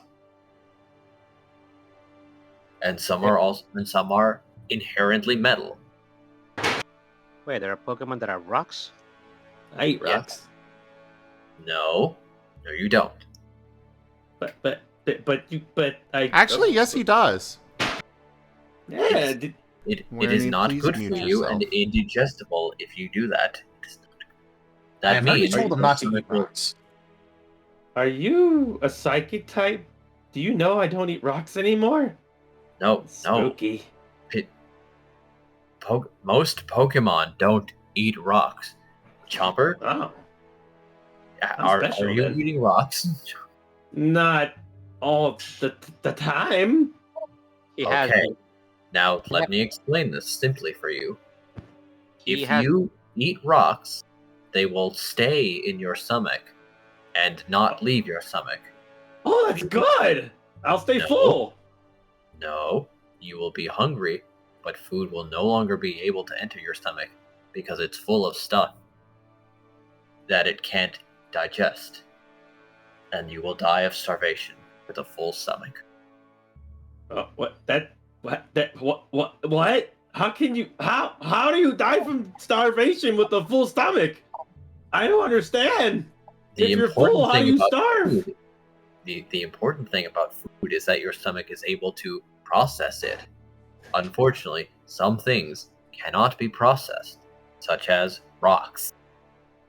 And if they're sharp rocks, they'll perforate your stomach, and then you'll bleed to death inside your body. Yes, Which you don't want. Just like those chestnuts he keeps eating. Oh, body's complicated. I didn't know you could bleed inside your. Chomper puts on their headset now. We told you their headset on multiple times. You did know that. We've told you this 3 times already. I think more. No, it's been more than that. It didn't sound like that. What do you think was happening to your tongue? Your tongue is inside of you. It was bleeding. Oh, I thought that was just like, I don't know, flavor from the chestnuts. No, that metallic flavor you was tasting was your own blood. Chestnuts do not have sauce. They don't? No. Again, the metallic taste that you were having was your own blood. We were told this. You were told this. I don't remember. You did? You told me that? Yes. We did. Multiple times. We tell you this every time you try to eat chestnuts. Now that I think about it, I'm just surprised that when you tasted the metallic taste, you kept going. Did you actually like it? Well, it didn't taste bad. I never thought about this until now.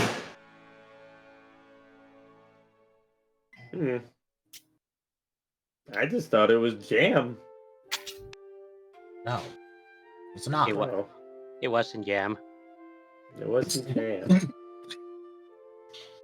All right. Well, I shouldn't eat those anymore. Thank you very much. I'll be sure not to eat them anymore. Right. I'm pretty hungry though. Vane, you have any food? Yes. Talking about food this much got me hungry. Now, remember, we have to go through this dungeon twice, and you have a single day's worth of food left. So do you want to eat it now, all, or do you want to eat later? The curse of chestnuts is upon both? us. Good. Now, remember when we got here, you ate a day's worth. Well, not got here, but on the way here. You ate a day's worth of food, and you had 2 days worth of food. I did? You have one? Yes. I thought that was like a snack. I didn't feel that. It wasn't that long ago, I think. No, okay. I told you how much it was, and I told you I was giving half of your day's food to you right now. Well, right then, but... No. I can give you the other half right now, but that means that you can't eat anything else that's not in your pack for the rest of the dungeon. And by in your pack, I mean in your pack right now, because again, you're not allowed to eat any of the food we find in here because it's going to be special dungeon. Chomper's bouncing from leg to leg a little bit now. They're in there. They are now even more so focused on food for this dungeon and finding more food. They respond with, "Okay, no, not right now. I'll wait. All right. Let's go. I'm ready." Yeah. All right. Now, just to be sure, Rallis, and he's going to look over to the Cadabra, who checks it out. A rookie rank Patilli, monograss type. It has absorb and stun spore. Might want to look out for that second bit. All right, good stuff. Stun spore is a move that can paralyze you, so I would recommend caution, but otherwise it is safe to engage. Do you mean that in the literal sense, or? It will make it difficult to move, and your body may not be as reactive as it might normally be. However, it will wear off in time. Okay, so you don't mean that in the literal sense, then? It will not actually paralyze you in that sense. It is recoverable. Okay, good. It's temporary paralysis, so it's basically stun. Well, no, but it sounds like you could move during it, though. So you're not paralyzed, you're just hampered? Impaired? I don't know. Impaired may be the correct word.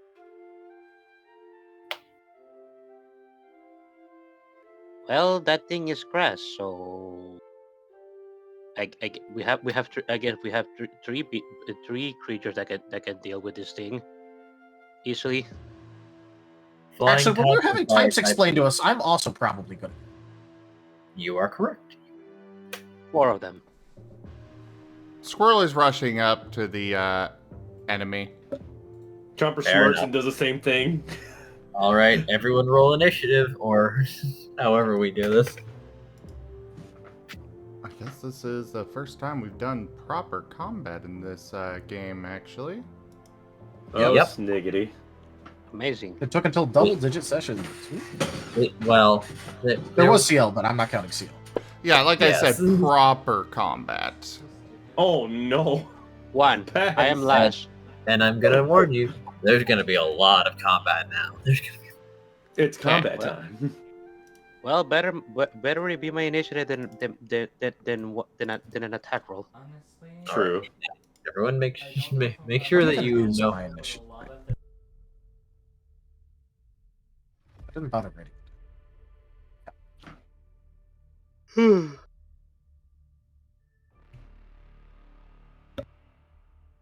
It just goes by like flat initiative right now, right? Yes. So it Yeah, is flat. just how many dots of dice you have, and like in that case, Squirrel's initiative is 10. Dang. Hey, look! Did I cut up me of the dice? 1 in 10. Yeah. You should add us to the combat tracker, Enja. By the way, so this is a little bit of a hole in the rules here, so I just want to ask. It doesn't apply to me, but what if you don't have an initiative 4?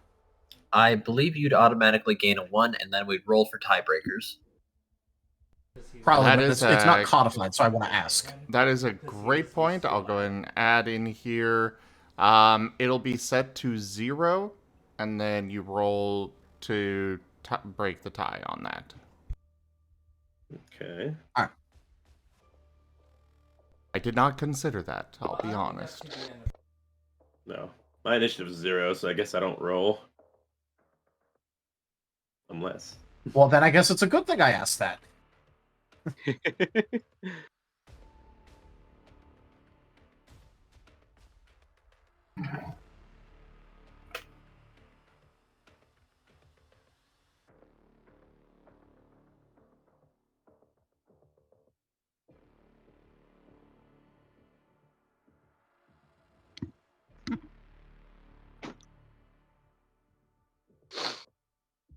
Oh, hold on. He's a good boy.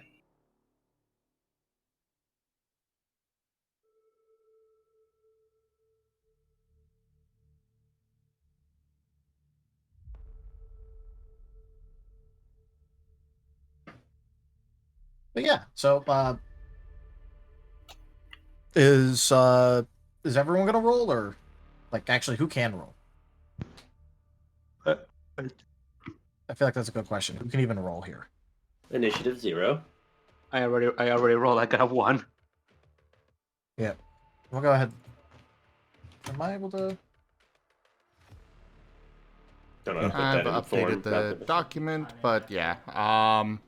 For those that have 0, you'll still roll. Just specify that you're determining who's in which order. It's like we just did this. You know? Yeah. Aw, if only I could roll. If only. But yeah, Enja, you'll need to manually input our initiative scores. So for Squirrel, it'll be Right. 10. For Paz, it'll be 1.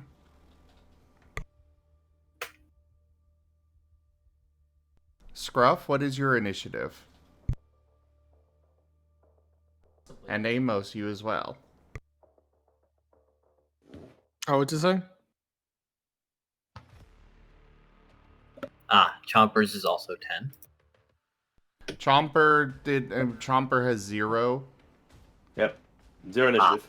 So that's to determine that he is going before Vane.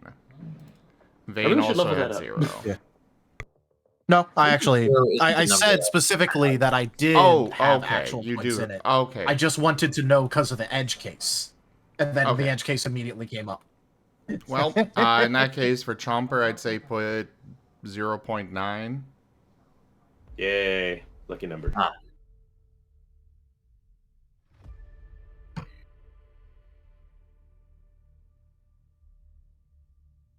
All right. Because Chomper would still go after Paz, because Paz had an actual dot. Scruff, Amos.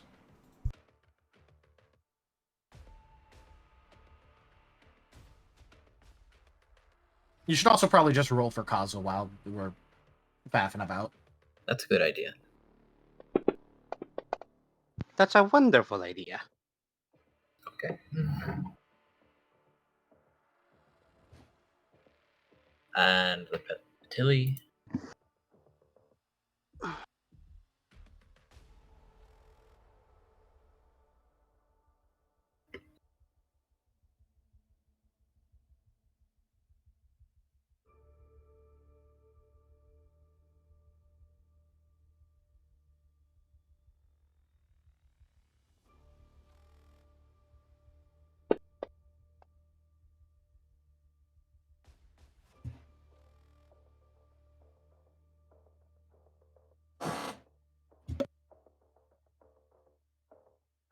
Welcome back. Yeah. Welcome back. What happened? Well, you weren't responding, so I moved you out. Oh, I didn't hear Hoping- anything. Oh, Well, Wait, you, that was uh, part the of last why I thing you moved heard? you out. Yeah, wait, how long what's have you the not been last hearing thing you anything? heard? A while. Oh no. I'm not asking when, what, so we could recap. Uh,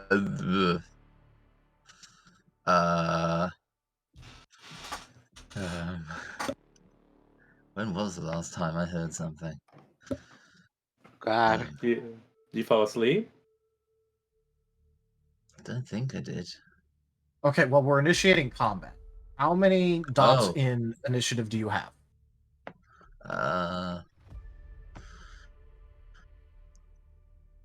One. Okay, then you roll 1d10. I will say, I think we were just starting in after Squirrel ran off, and we were just working out what order we were going in.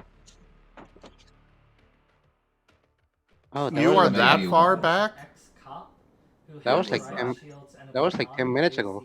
Oh, Not shit. longer. Hmm. We'll pretend that Scruff got taken away by the wind for a moment.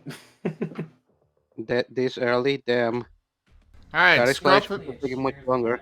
Scruff I'm and feeling Vane, more awake. roll 1d10 each. Amos, are you both going to roll roll three? initiative? Working on it. Wunderbar. Oh, shit. I guess put mine 3.1 and make his 3.9. Could someone roll for me and You don't Fantasy have Grounds? Someone access let me to... join.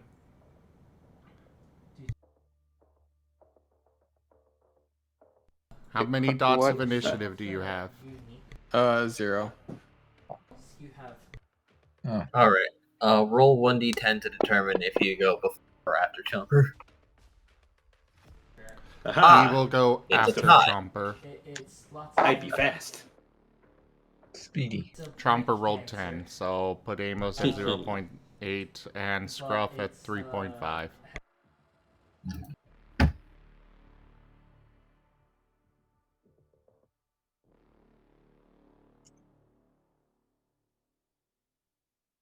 All right. Apparently, his patili is fast, or everyone's just catching up.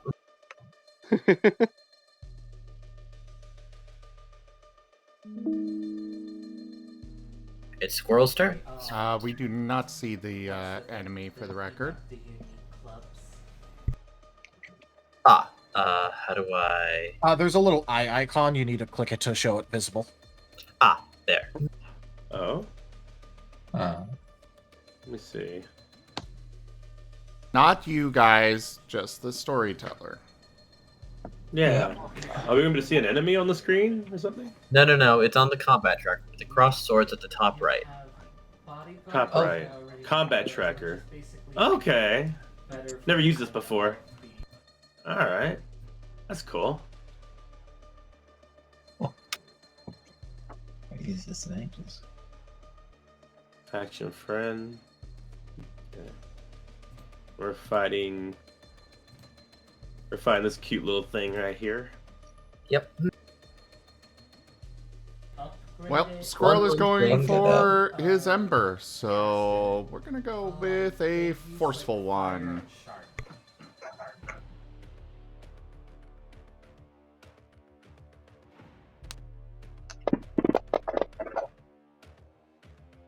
Ooh. 3 successes. And then that will go against the Petty Lil's evasion score. All right. I do believe it does actually have one.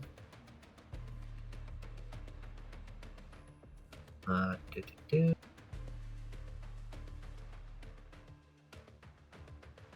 Oh wait, no, hold on.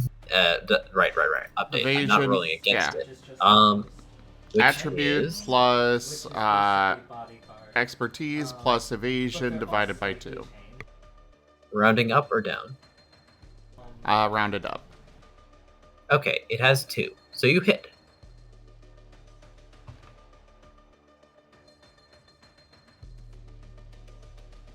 Alright, in that case, this thing is grass type, so I have the super effective on it. Which means that 6s also count towards damage.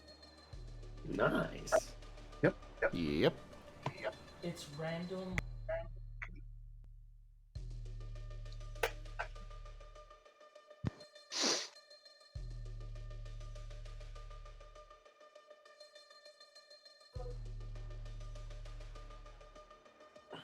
On the fly hot fixes here. That's how it be. That's how it is.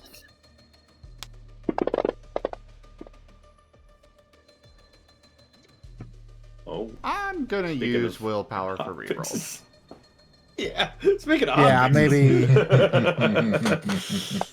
Well, we also have a group reroll. Remember, someone did redeem that. Okay, you guys okay with me using that?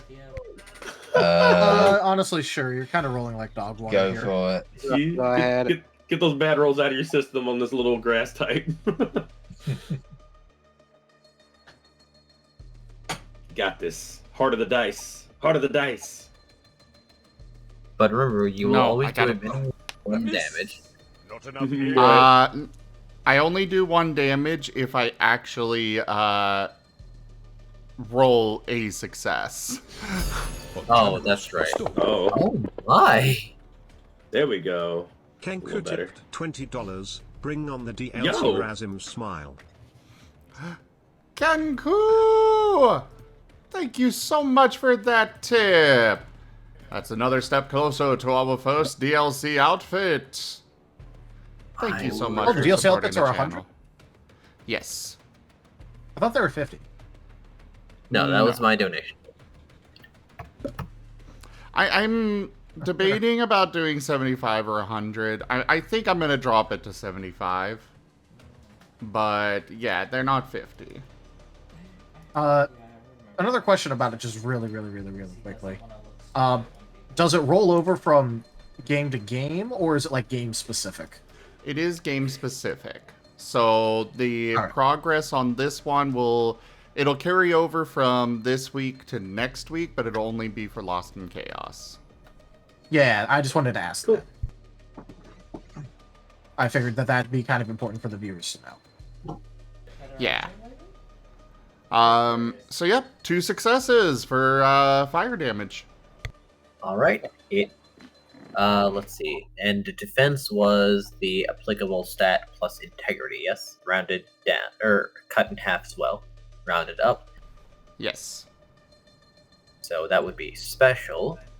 This is a special attack. No expertise plus integrity divided by 2. So it takes 1 damage. Yeah, I figured, but hey, I'm still satisfied. The damage. Oh no, integrity does use an expertise. Yes. Well, But this is minimum in the damage 1. example. Yes. Yeah. Otherwise, Squirrel is moving up next to the pedalo. All right. It is the Patillo's turn, and it is going to attempt to use Absorb on Squirrel.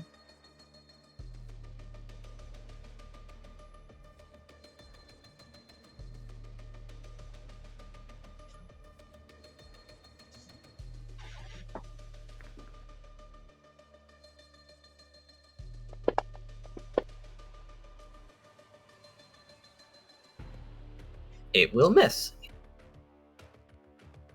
Woohoo! And that is the end of the turn. It is now Kaza's turn. Now what will you do?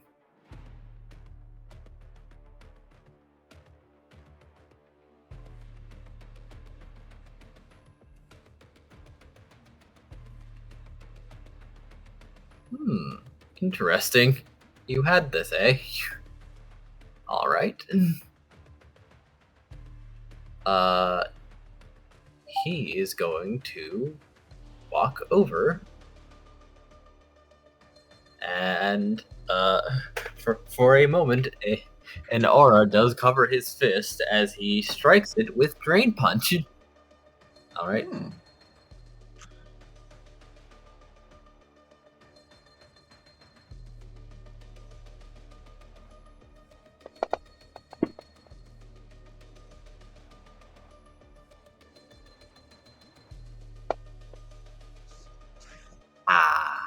A 1. But that's still 4 successes. This is more than its dodge, so it connects. However, does Patili? I don't believe it because it's a mono grass type. Yep, no special notes about fighting type moves, so that is damage.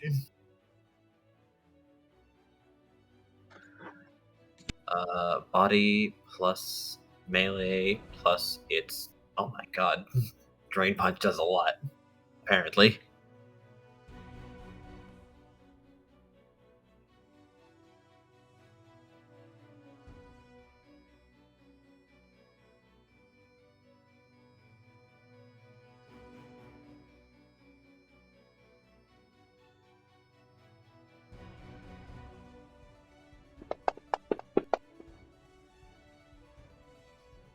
And yet a low roll. Damn. I forgot that Drain Punch had 7 power.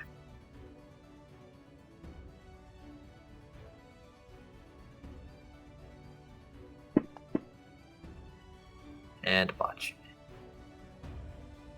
As he does a total of 3 damage. But this thing is still standing, if a little shaky. Finish them. Scruff. Grass types are vulnerable to ice.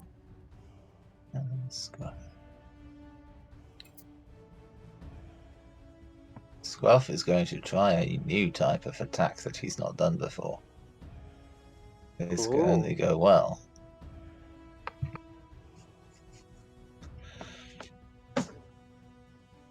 He's going to use Mud Slap, which is a special, so mind, fight, ranged. Ooh. Oh. That's good regardless, though. That is Yeah. That still hits. 3 successes. 3. Is more than enough. Yee. You connect, roll damage. However, I believe that is a ground type move that it is resistant to being aggressive. Oh, did I read that wrong? Yes, okay.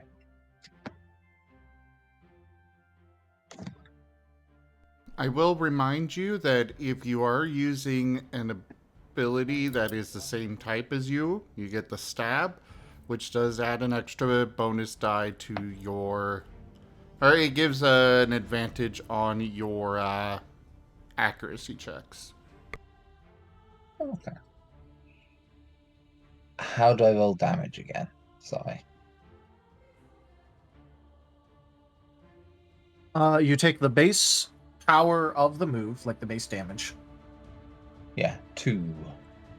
So it's a 2 base damage.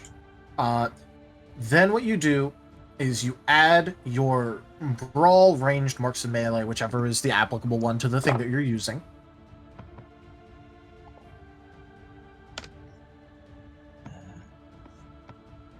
We've only rearranged, so it's 1 die. All right. So then you add your range to it. And then you roll against their integrity divided by 2. Yeah, Which is just a static number. And if it matches my own racial type, does it? I get an additional die? Is it? No. No. It decreases the difficulty of your accuracy. So your decreases accuracy the check was DC. actually a 4. Okay, so your accuracy was actually 4 success because you had a 6 in there, and it decreases the difficulty by 1. And now, okay, now you I'm said doing damage. yes, but this is something that's resisting the damage type you're using, so you need 8s. Oh. 1 damage. Which can't be reduced. So Yep. but the important oh, go ahead. It's looking haggard, but it is still before you. Scruff looks pleased with himself.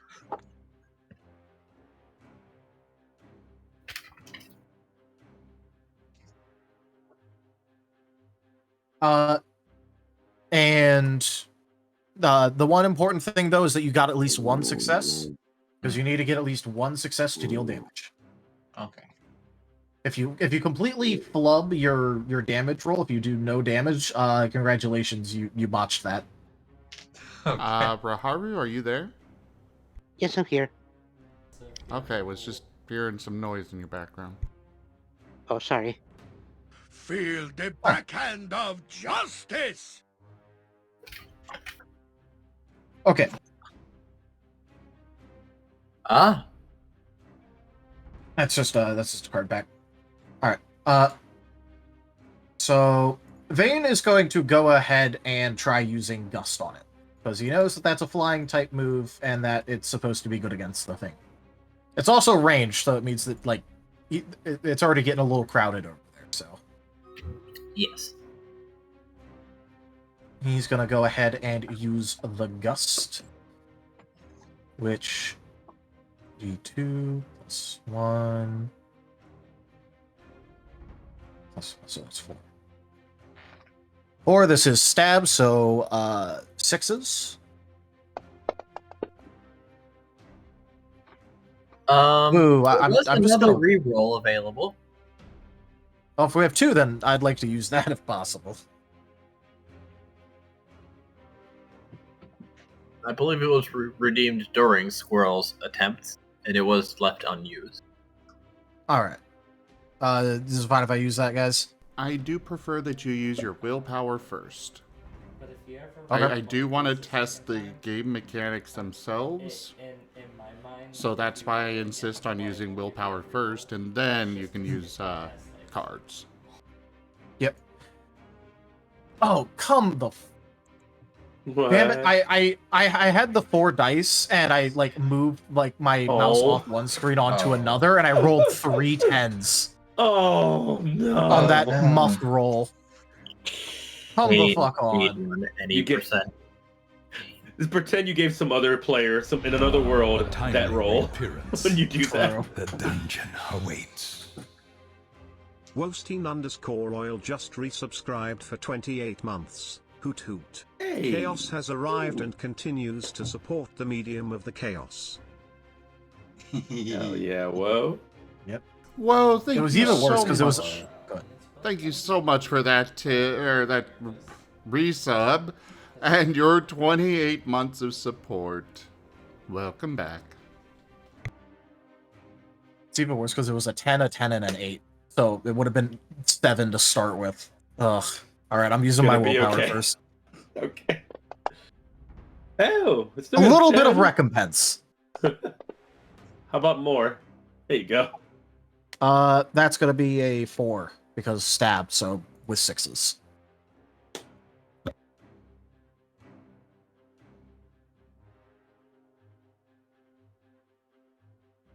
Alright.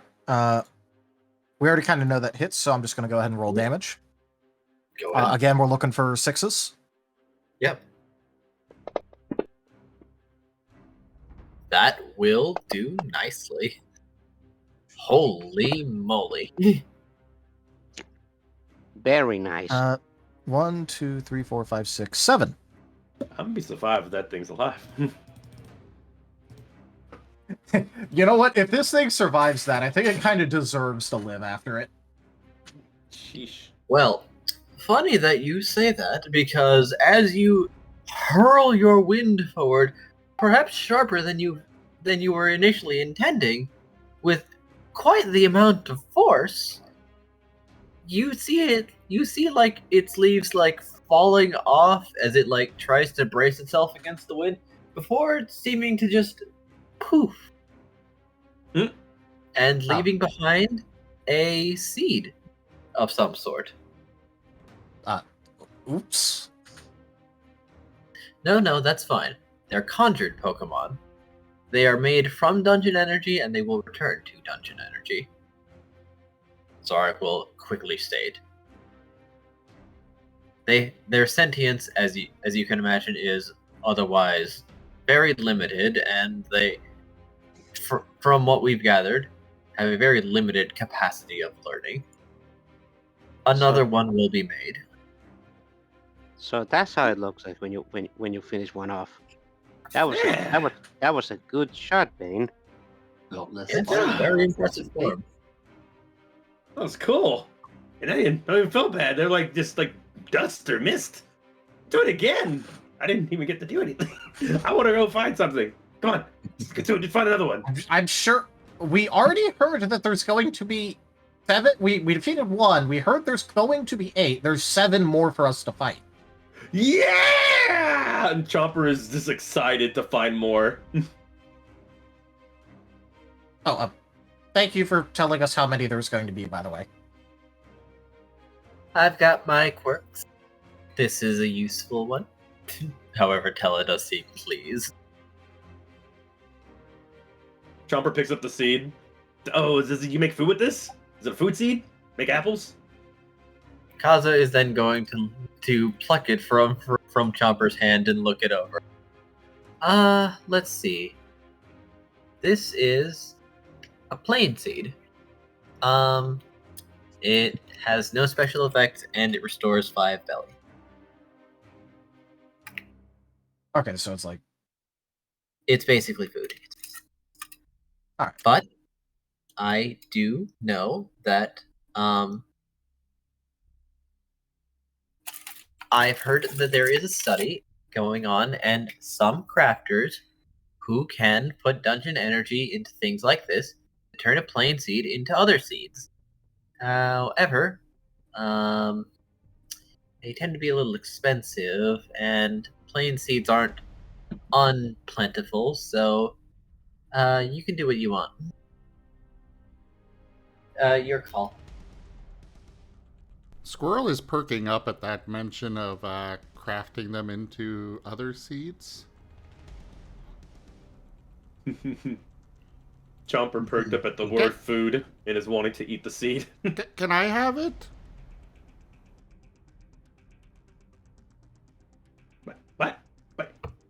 I got it first. Yeah, it should be mine. No. Can I have it? Hey, we already talked about this. Everything You we already find in the agreed it was dungeon yours, gets split up at the end. There is no dibs. There is no I saw it first. There is no individual ownership. We split it all up at the end. We talked about this. Oh yeah, we did.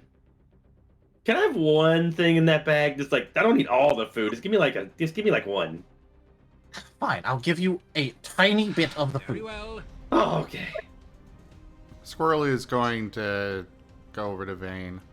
Can I have my food? You have your food. I'm only keeping Chomper's food. Oh, he was given his food? Yeah. Oh, he okay. gave the food to everyone except for Chomper. Okay, in that case, Everyone Squirrel's has just 100 digging out. units of non-dungeon food. Squirrel's digging out his food and giving it to Chomper. Also, Oh. Chomper, roll 1d6. Oh, okay. You have a +1 to your next roll. Marvelous. Yeah. Sweet. Thank you. Also, thank you, Squirrel. Yo, you're the best. The next shiny I get's all yours. No, again, Oh, yes. you have to yeah, get to no. the end first. Got you. Remember. I remember now. Chomper continues to eat. You will fall yet. He's trying. I know, I just don't want him to get into bad habits. Me too. Understandable. Or Vane, you have been granted an additional die. Nice. All right. As the team marches forward,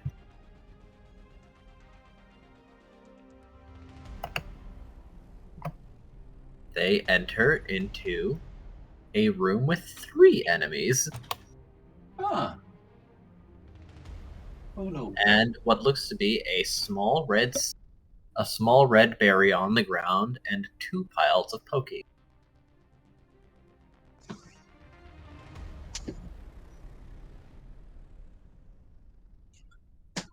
Now, will we keep our initiative scores or will we do them again? I don't mind rolling one set of initiatives for the floor, as it would be a lot of rolling otherwise. Yeah, considering we're only facing one Pokemon at a time, I'd say just keep him. Yeah. Oh, well, this room has 3, but and being that it is a room, you are given more room to move about now, rather. You know, than it's probably, it's probably a good compromise. We could probably just roll initiative every time we get to a floor, and that's our initiative for the floor. That works. I like that idea. That's a good idea.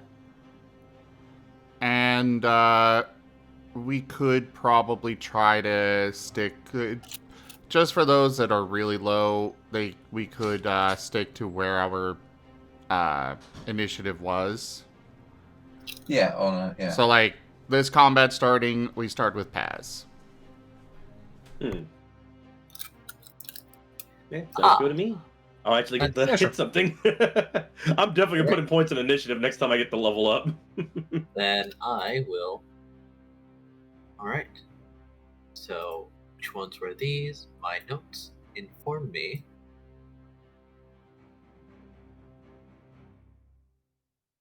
Awaken my notes.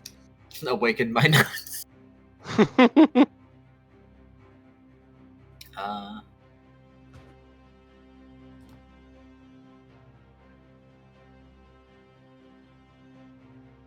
Two hop-ups and a sun current.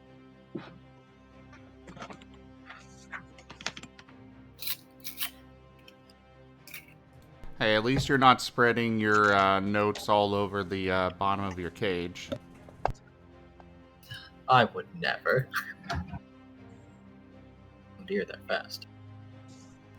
I mean, I'm just making the joke about our time with Dova. That's... If I roll one more 9, I'm going to be confused. A 6, you cheeky.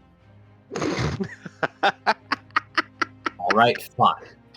Well, You've made your dice. Wow. The dice are being funny today. Yes, they The dice are are. always funny. Alright. You have entered into a room, and there are also a set of stairs leading downwards. And 3 exits from this room, not counting where you came in.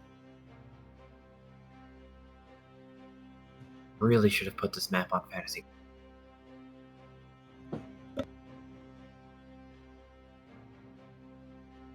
Paz, it's your move. They have not gotten too close to the party just yet.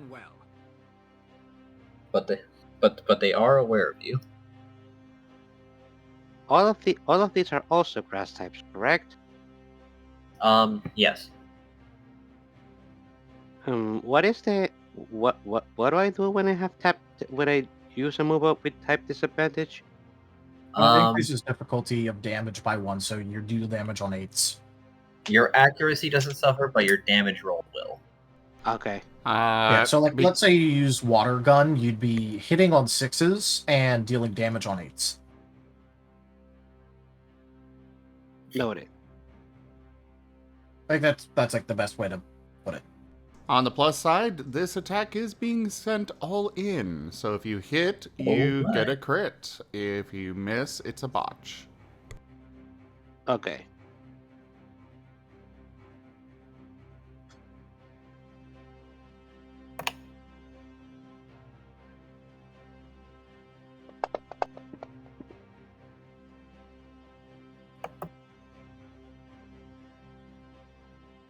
Well, that's 1. No, it's 4 actually. Yeah, because again, this was accuracy, which you need 6s. Ah, right. Damage, you need 8s. Yes. So in this case, You got hit. 4. But means- which one are you targeting again? I'm targeting Hobbit 3. Okay. They have also 2 evasion. So it is a hit, which means that you are critting. ooh. That crit means that you are multiplying your damage dice by 1.5. Oh, that's we're doing that. Cool. Yes. Rounding up or down? Rounding as appropriate for math. So if it's a 0.5, which if you're multiplying by 1.5, it's always going to be a whole number. If you multiply by 1. But either way, it will be, it's always rounded to the as appropriate for math. So 0.5 and above rounds up. Below 0.5 rounds down. Given that it is a whole number, it will never be less than 0.5. Yeah. Yeah. So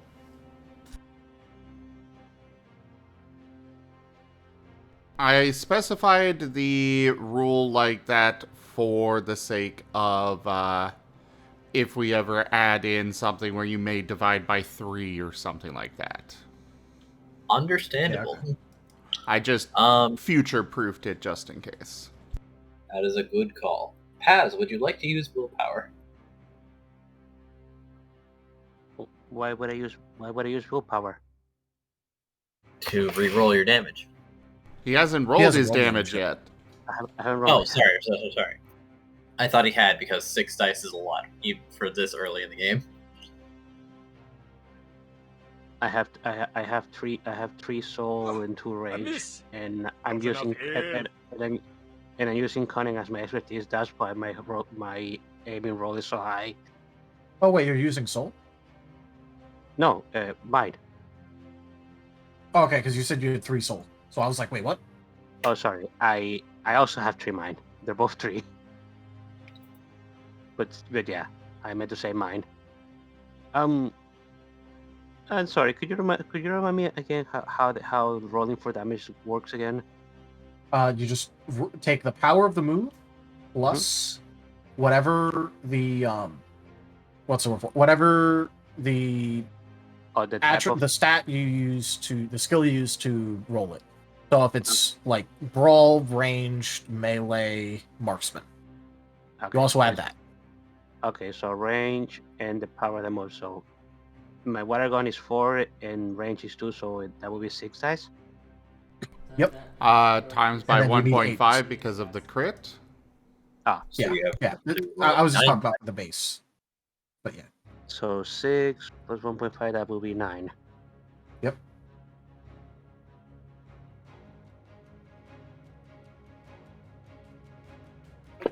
And you're looking for 8s. Hmm. Well, you got a couple 10s there. Oh, yeah, that's 2 10s.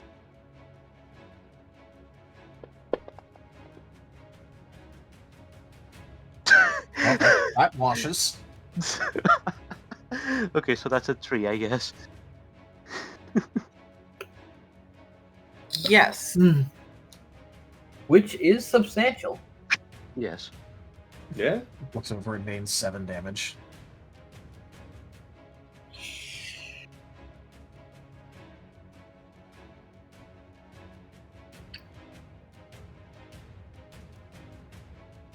Honestly, considering hitting a grass type, this is actually impressive damage. Yeah. Oh yeah. Yeah. As your water gun collides and sends it spiraling. Headshot. It is all head. It's a hop. Exactly. Chomper. Hey. All right. Chomper's gonna make it a point to go for the same one that Pass was attacking. All right. As, Up at 3. Yep. As well as noticing that they're green. They look like grass, and grass is kind of flammable. That's just kind of solidifying that most green things are going to be hit by fire. So, going for the fire scratch, for sure. It's simple logic, but it holds up, of course, sir.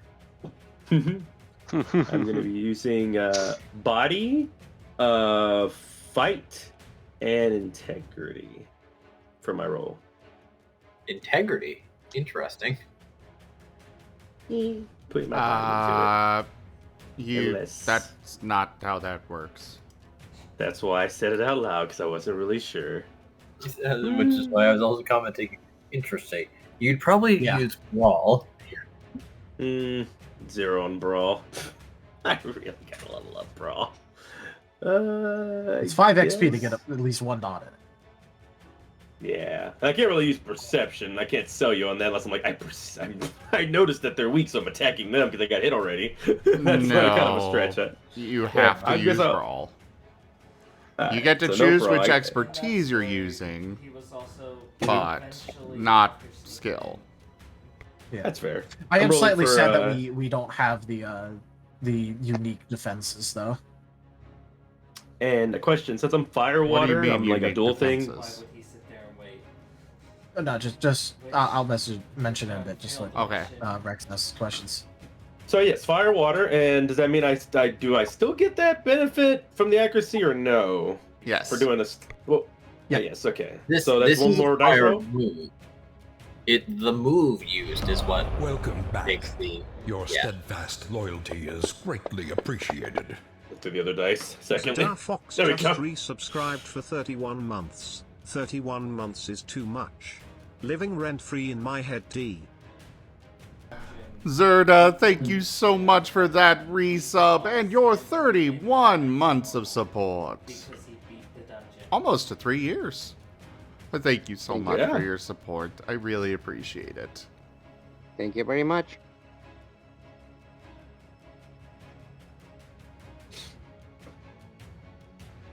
Alright, so I rolled a 4. So that's a hit. So you rolled 5 dice?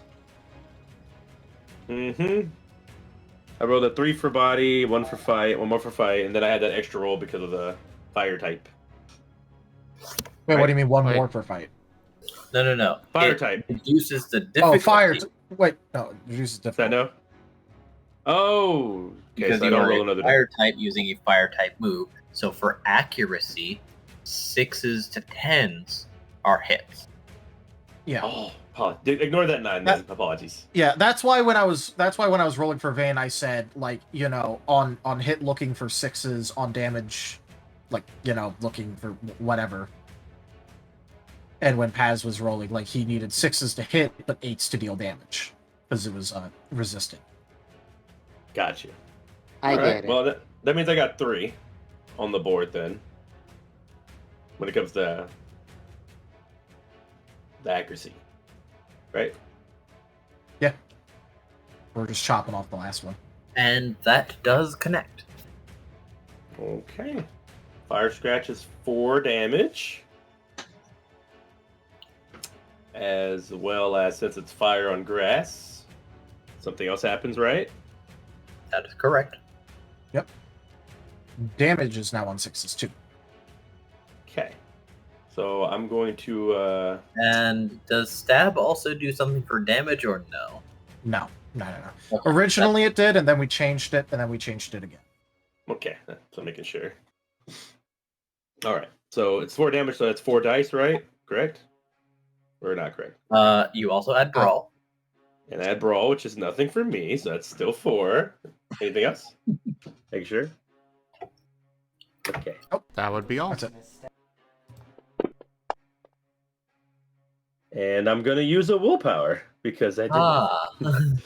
No, they did 1 damage. Oh yeah. Well, You're still I willpower. mean, I just want to you be clear. you that still did have the 1 damage. potential to do more, but perhaps being conservative may not be the worst idea. yeah, I guess I'll go ahead and just let it ride. Okay. That's my attack. You fire scratch it, and you sure singe its face a little bit. As steam rises off, as you evaporate some of the water on it. Nice. Almost. It's a room full of grass types.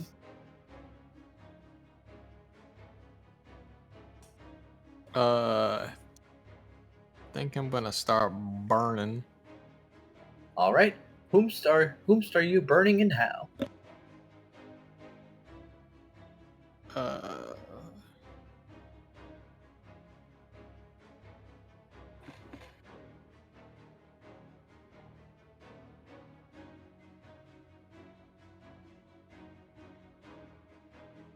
gonna look off of the stream because I can't get into Fantasy Grounds. Fair enough. Did you update it? I had to update it. Let me try that.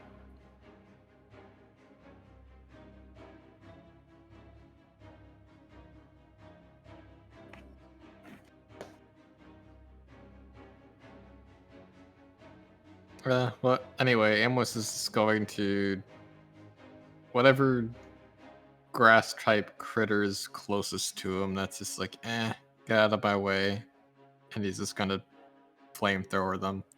All right.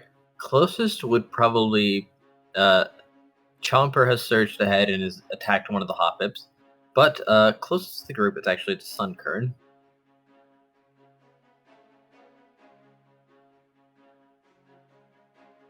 So yeah, go get him. Okay. As a reminder, this will be stab and super effective, so you're looking for 6s on accuracy and damage.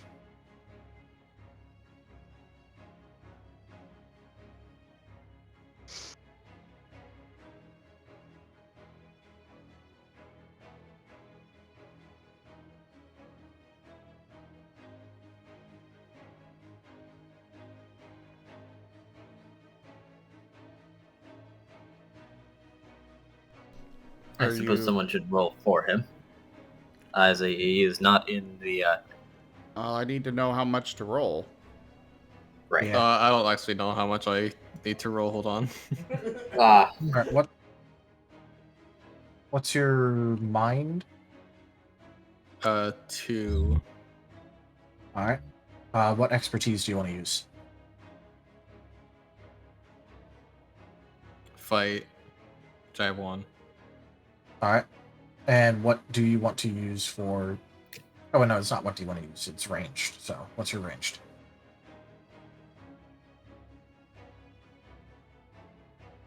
I don't have anything in range, so 0. So, 3 dice on accuracy or flamethrower.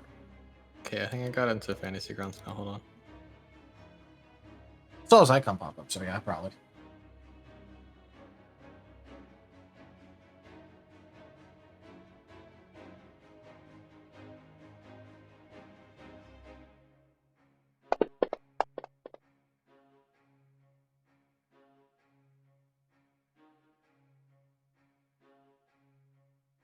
Alright, so that's 2.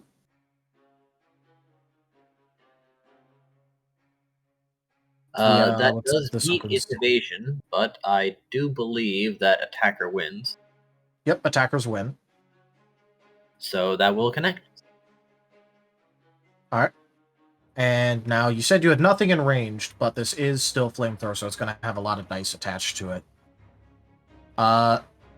Do you happen to have that on your character sheet already, or should I look it up? Tell me about the I don't have it on my character sheet. rabbits.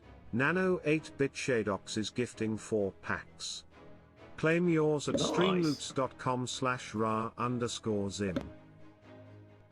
I did not, I don't know if I actually can update that particular animation. Oh. Oh my. Well, either way, thank you so much for those pack purchases, Nano. I'll go ahead and bring up the the new animation manually for that. Just one moment. I'm watching. Flamethrower has a base damage of 9 with a 10% of burn.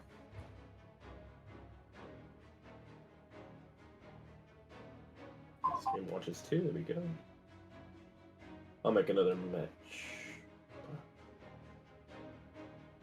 Oh! Shinies. It's a plus pack. That's great. Yep. It'll become the pack, the loot kobold. Grabbing all the loot. Yes, so Amos, roll 9 dice, because you said you didn't have anything in ranged. Looking for 6s. Alright, so roll 9. Roll 9 dice, looking for 6s. Okay. That's your marker right now.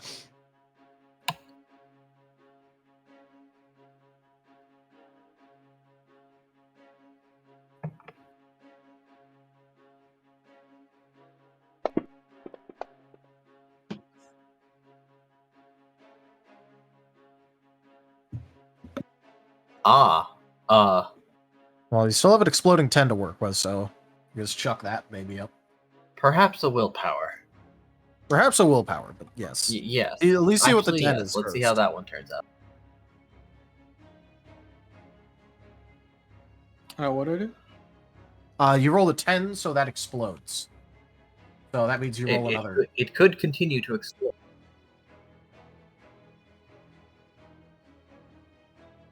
Oh, roll. Well, at least roll to see what the 10 is first. What do I... Because it could be another 10, which rolls into another 10. We've had that happen before. It could be an exploding turn that becomes something stupid. So what do I do? Oh, I'm never quite so comfortable as when I'm at least 6 feet under. Zoroark 720 has purchased 1 tabletop cards packs. Well, at least that one's working. Thank you so much for that purchase, Zoro. Roll an additional d10. Yeah. 10s explode, which means you roll another 10. Which can then explode. It did not. So currently your damage total is 2. You can re-roll using a willpower. So you have a total of...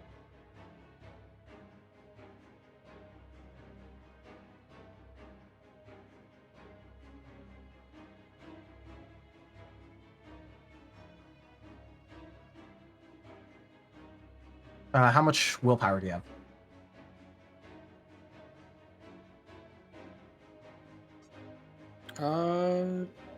I have 2 dots in willpower. All right, so if you spend one of those dots temporarily, you get to re-roll a roll, and it gives you 1 exhaustion.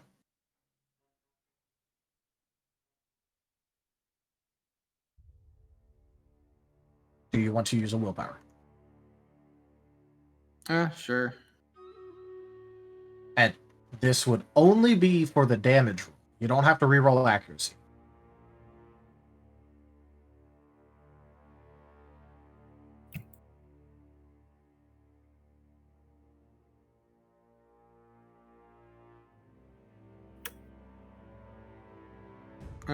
Whatever, I'll just leave it actually.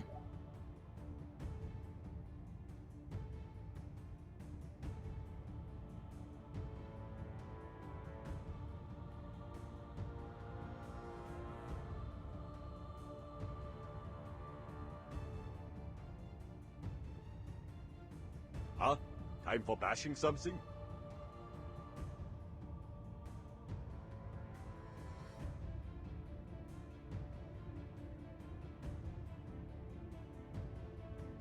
So you're just leaving it as is? Yeah. Okay. Fair enough. There is always the next flamethrower. As you inflict 2 damage upon the sun current, as it is lightly toasted.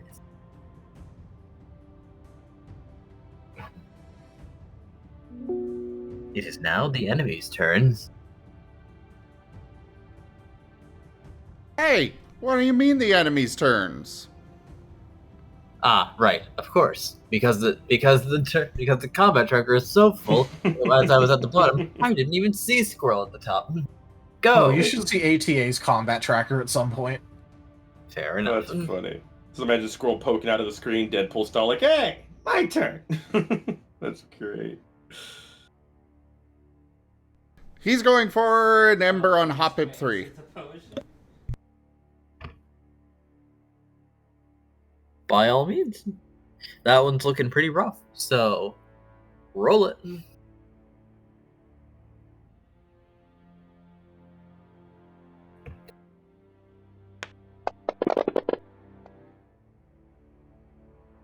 Ooh. 3. That hits.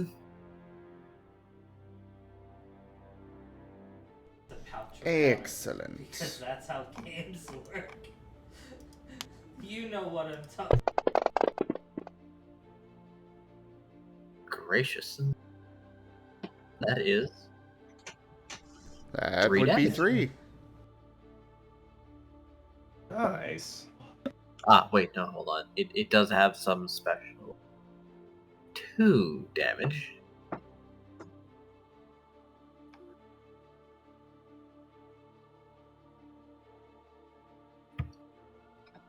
But it still goes down as Hoppip 3 turns into dust. Good. And this time, a small collection of seeds are left behind. Squirrel is going to run over to the other 2. Get right in melee. Okay.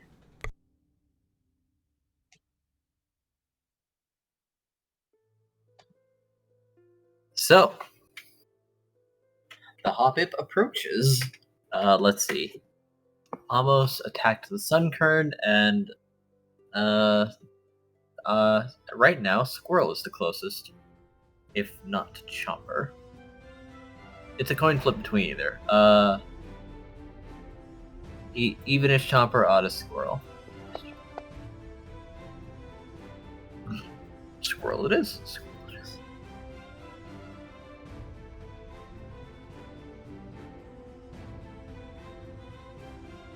Bring it on.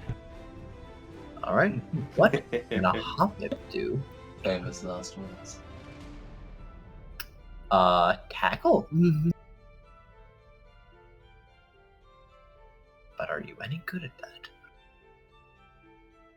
Not especially, no.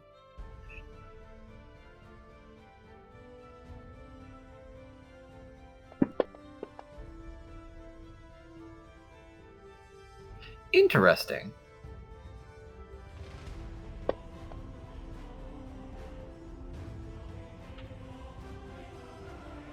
I see. Ah. Oh. Leviathan _0 knee is excited.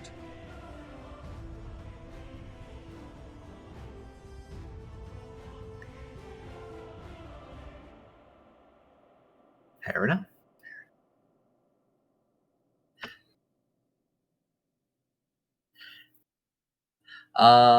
So it is connecting and it's using tackle. So that is 5 dice.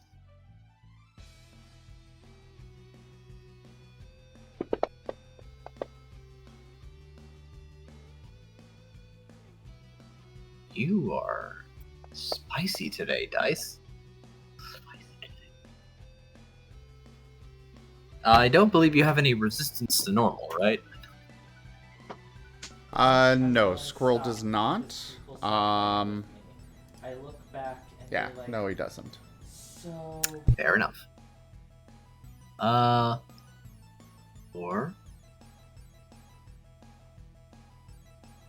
4 damage. What's your defense?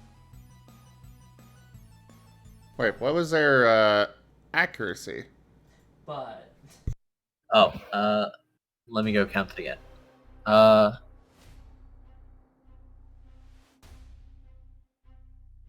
remember 6. hearing 3, but I may have been. No. Unfortunately, they got 2 10s.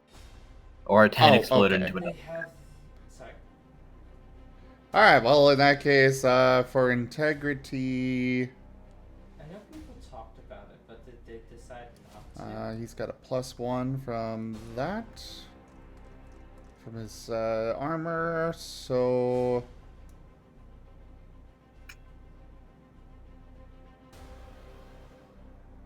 His integrity is 3. Okay, you only take 1 damage. Thankfully. As it bounces into your shoulder very forcefully, and it pushes you back a little bit. Hey, that hurt!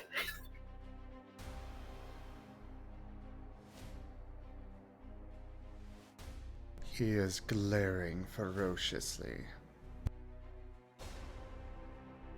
Alright, and the Sun Current is looking at Amos, and it is going to use Growl. For the sake of testing. How do status effect moves work again? If they... Okay, so it depends about the status effect. Is it like a dedicated status effect, or does it have the chance of causing one? It is a dedicated status effect. It is Growl. It reduces physical attack power by 1 stage. Yeah. Okay. Then in that case, uses Soul as its primary attribute. Alright. 100% accuracy, so no penalty reductions, or... Soul, Fight, and Ranged, I guess. Or something else. So for Soul, for resisting and such, that is a, Oh, wow. I did not write that in. I wrote in what the resistance is, but... Okay, so... Yeah, which is why I asked, like, Okay, it's going to be ask. Soul... We're going to go with Soul plus Expertise. Okay, so no skill then. Yes. Alright, fair enough.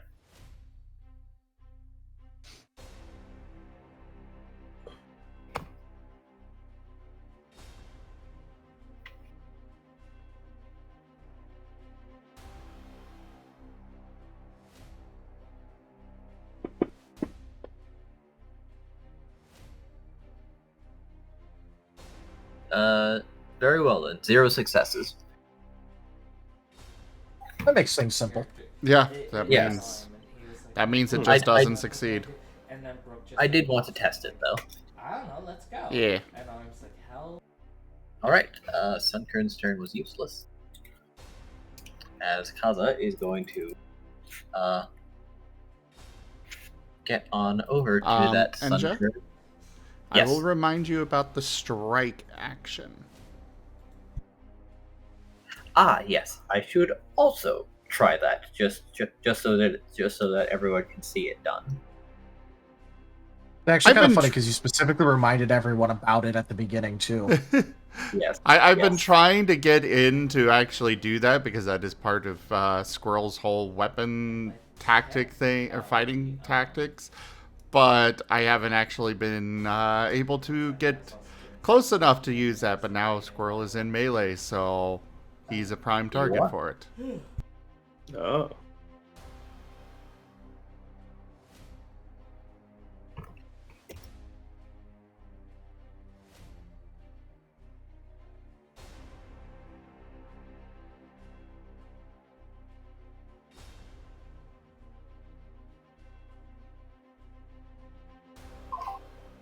So,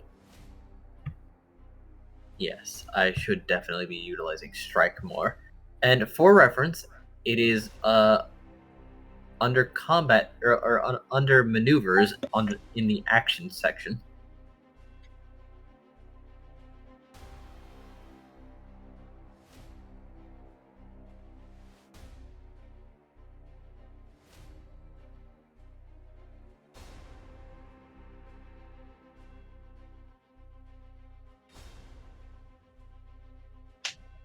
I have highlighted it on the document for anybody that would like to go look.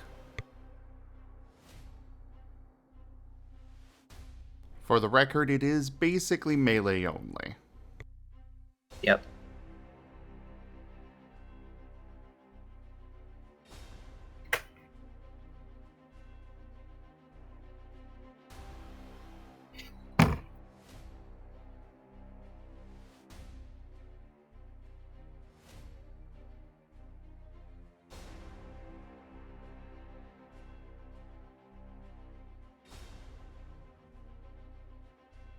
And just as a reminder, -1 dice for every 5% taken away from accuracy, right? Yep. Yes. So if it's a 95, it's with -1 accuracy. Yep. Fair enough. Just making sure. All right then. Kenku, it is both. Well, I mean, the basic strike is brawl. But if you have an integrated weapon, it allows you to use melee instead. Yep. Like for Squirrel in the future, it'll be in the future once he gets his tail weapon, he can use that with the strike to use melee instead of brawl. Yeah. Imagine it's like the difference between striking someone with your fist and striking someone with a baseball bat. You're both, like, you're striking something with both, but, like, the context is a bit different. Kaza will use willpower.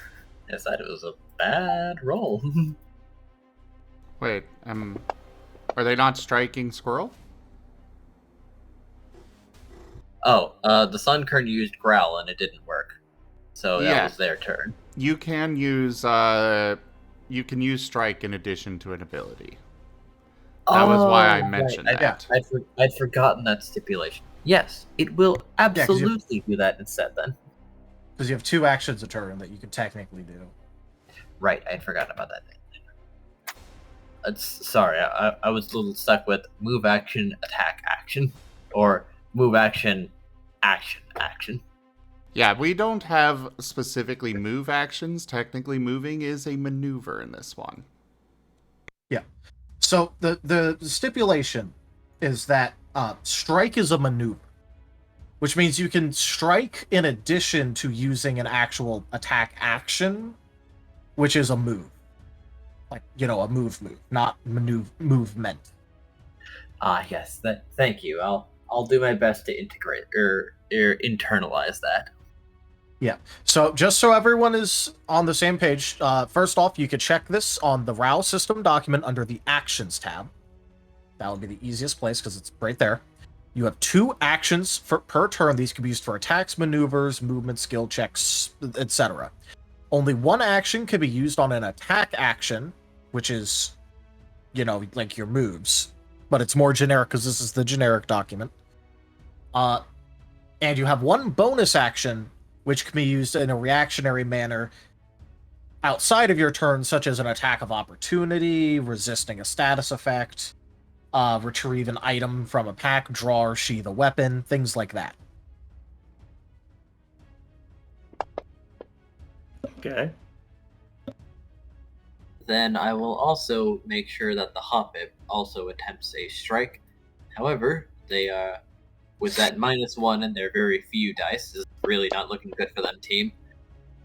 No, almost. An 8 is not a 10, but it sure did roll over. All right. It misses. It misses significantly. Okay. Yeah, the strike is meant to emulate when you're playing Pokemon Mystery Dungeon. Yeah, and you just press the attack button without using a move. Yeah. That's what it's meant to emulate, but it can be upgraded. It's just a bit more expensive to do so than an actual ability. But, on the flip side, it can be worth it because you can combine that with an ability. Yes. Very cool long-term investment. Yep. Which means, if you get really, really good at it, you could use it to 1-2, but if, you try using it outside of, what you've kind of, quote-unquote trained for, it's not going to be as effective. I'm probably going to spend some of Kazu's experience because this seems like it's something that he is absolutely, at least fairly proficient at, considering his father. Hey, you're NPC. Yeah. Can you do that mid-combat? Or is it his NPC? No. No, you can't. You can't actually do that. I think he's just talking. Yeah, you spend them during a long rest. That's when you can retroactively because, well, I did make him, but he's going to follow the rules. Yeah. Just so everyone is reminded, you can spend XP when in character you take a long rest, which is an uninterrupted good night of sleep, effectively. Yes. You have gotten training, you are getting experience. You can spend it without training, but pursuing training may give you discounts or other special things, or more options with which to spend your experience. Yeah.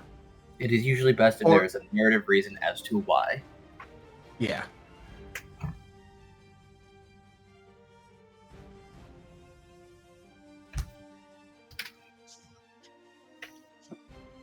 To be fair, it'll be a lot easier to get rebates later on when we're no longer spending all this time picking up the very, very basics. Yep, but that's what this dungeon is for. Yep. The basics.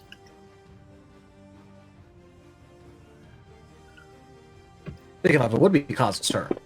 Yep, he is going to punch. And that's pretty effective. That's 3 successes. That strikes.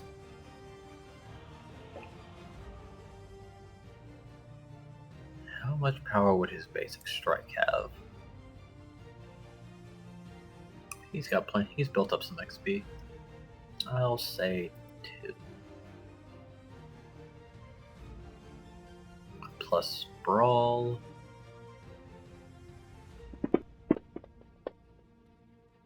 Oh my. Okay. Fair enough. There we go. Okay. 3, 5. Okay.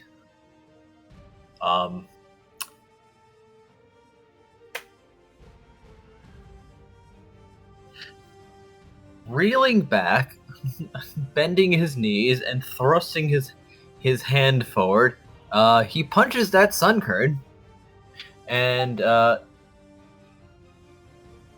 his wrist is sure where its body once was.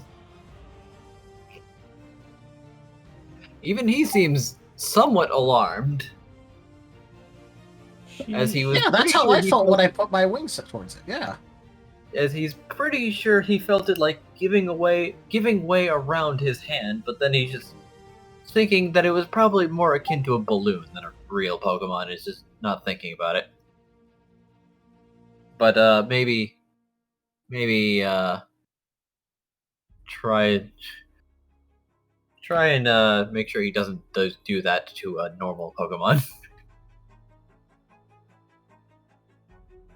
Probably a good. And he is going to move over to the last enemy, which is the remaining Hobbit. Scruff.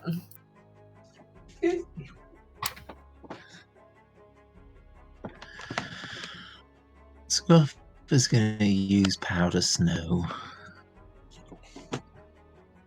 So, mind, fight, ranged, bloop. Oh, not bad. 2.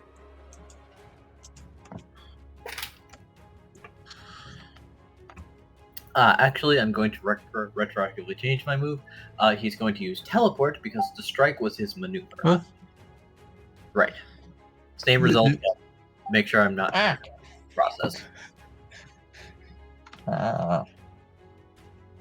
Okay, there. I will remind you, Scruff, that you have an exploding 10 that you can use. Oh, yes, I will use the Explodey 10.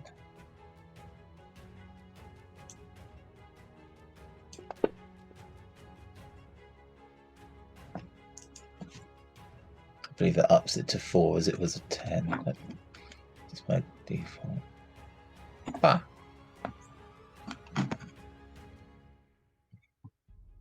And damage. Ah, hell, I've forgotten the rolling damage. I know it's the number of dice for the base damage of the move. Okay, could you repeat your question real quick? Just I've forgotten how to roll damage. I know it's the the base damage is the number of dice, but also what's the there's skill you something else. use to make the attack? I used powder snow. The skill. The skill. Oh.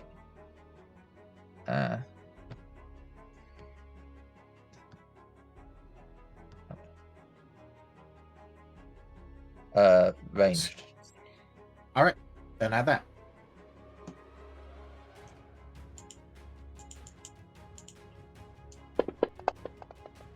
Oh. Sag. Still got 1 though, so it still deals minimum of 1. Yee.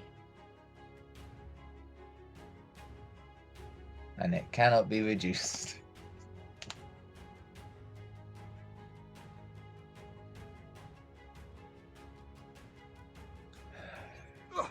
I miss.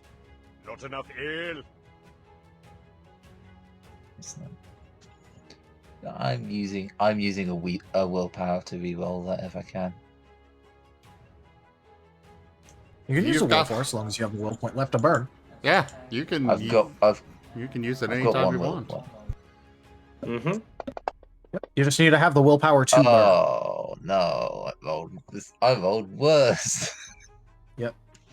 By the way, everyone, when you roll willpower, make sure to give yourself 1 exhaustion. Yep. Well, we do have 20 rerolls left. I'm good with you using 1. Is everyone else fine with? I'm fine with it. Rex? Did we have 1 or 2 left? Yeah. There was 1 left, at least from what you said. Right now we have. After this one, we have 2 left. That's how many rerolls we have, really? Yes. We've been collecting them. The viewers love to throw them at us. Thank you, viewers.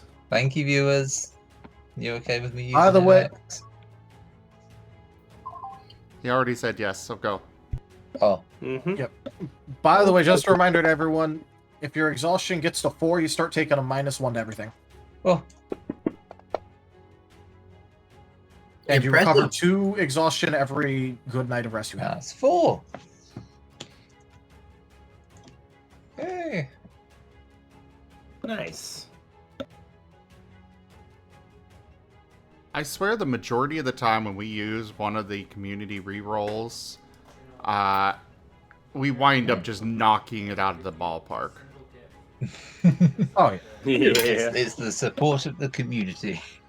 They're blessed.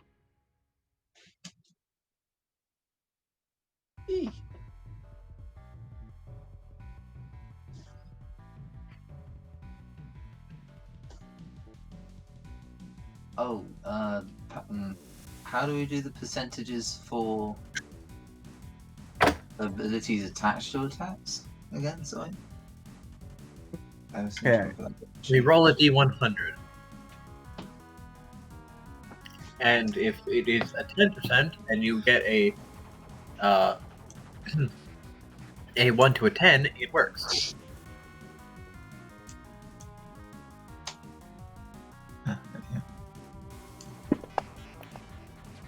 No. Joke. No plant popsicle today.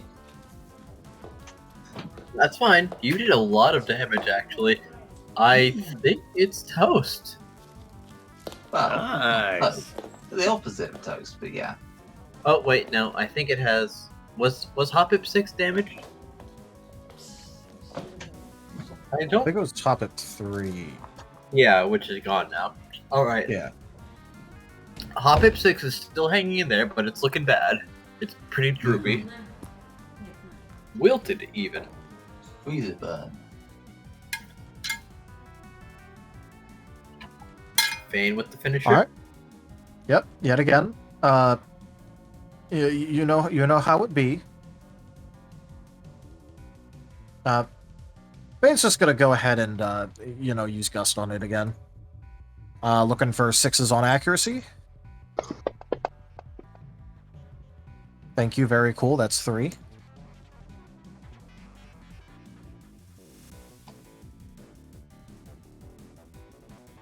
That hits, right? Just a...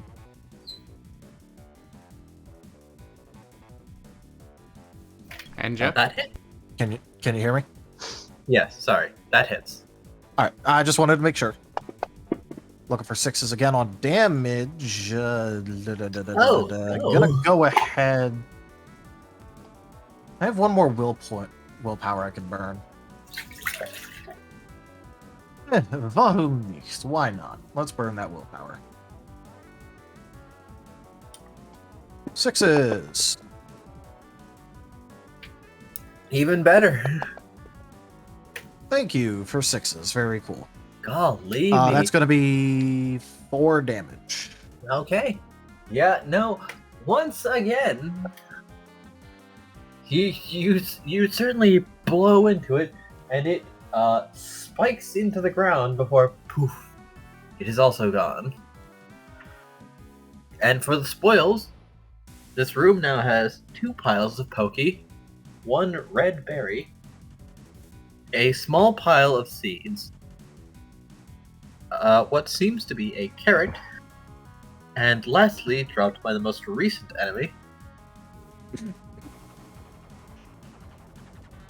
a bag of soil.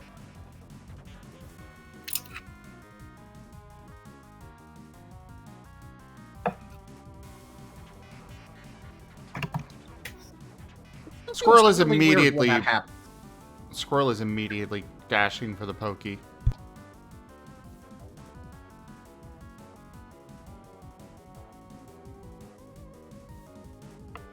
Alright. The 2 piles of pokey total to a pile of 20 and 1 which is 39. Okay, one was 39 and the other was what? 20. Okay.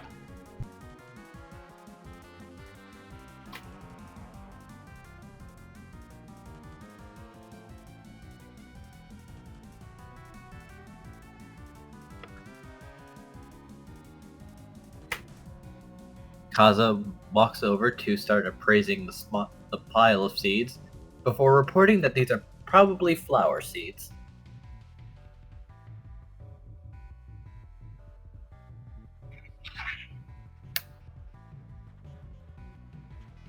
Okay.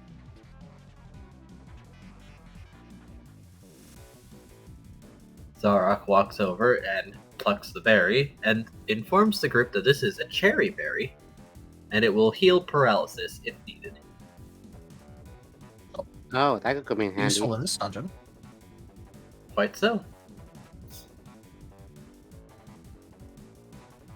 If you are not in the mood to wait it out. Now, Man, how it's very gonna fortunate. look. Oh, go ahead. Now, how very fortunate that we found the stairs fairly early. We could keep exploring this floor, or we could move downwards and conserve some strength. However, enemies usually also drop something, so if you are in the mood for gathering, defeating enemies is also not a bad way to go. I think it's probably better to leave the idea of going through the entire floor no matter what for the second go around, so that way we know if we're more equipped for it. Very reasonable. Yeah, that sounds good. Whatever gets us more stuff. This is fun so far.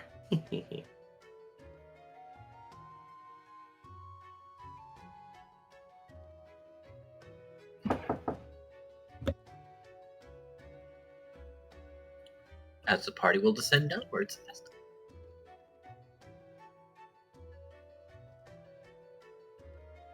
Deeper into the fields.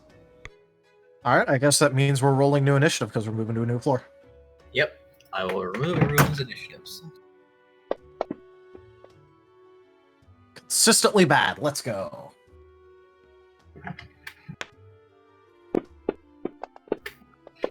Another 10 for Squirrel. Oh my. An 8 for pass. And Chomper, you do not have any dots, right? I said nothing. Nope, still nothing. Okay. I'm gonna go over it tomorrow when we're going through the system, but I'm thinking of giving a chance die on initiative. So basically just +1 to initiative for everyone. Yeah. But we'll go over Well, it you could always say tomorrow. that Too, like, you that'd be start nice. at 1 and then you add dice for every That's what I was thinking. like Yeah. start. Yeah. I'm for this role. I'm biased. Kaza needs to roll a d10 for breaking tie. You rolled a 5. Alright. Okay, so 10.5.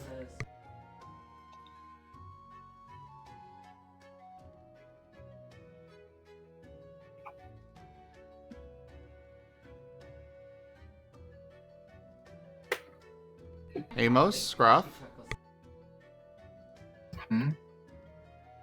Initiative. We're going to a new floor, so we need new initiative. My floor initiative is probably the most reasonable way to do it, to be honest, now that I'm, like... I know I immediately shot that out, but thinking about it more and more just makes me think more and more that it's the right call.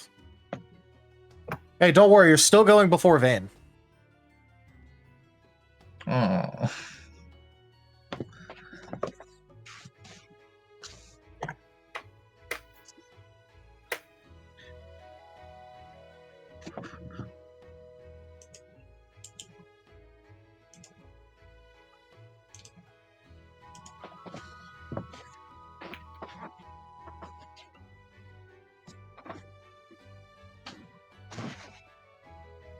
Right. Amos doesn't have any initiative, so he just rolls a dice to see if he ties or goes before or after Chomper.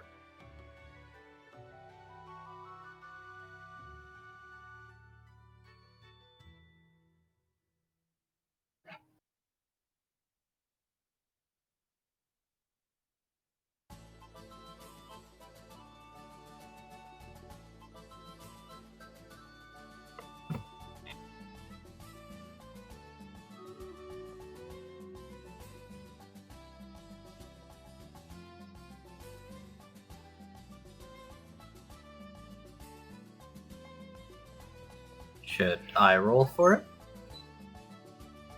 I mean, Amos is in Fantasy Grounds, so... Yes, but he's muted at the moment. I so wonder I'm if he just assuming he's disappeared busy. again. Yeah. What should I roll? Initiative.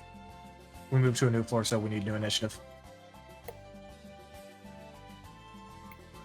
How do I roll initiative again? Just one d10 per dot of initiative you have. If you don't have any initiative, just roll 1d10. Cool. Alright. Is that with or without initiative? Without initiative. Okay.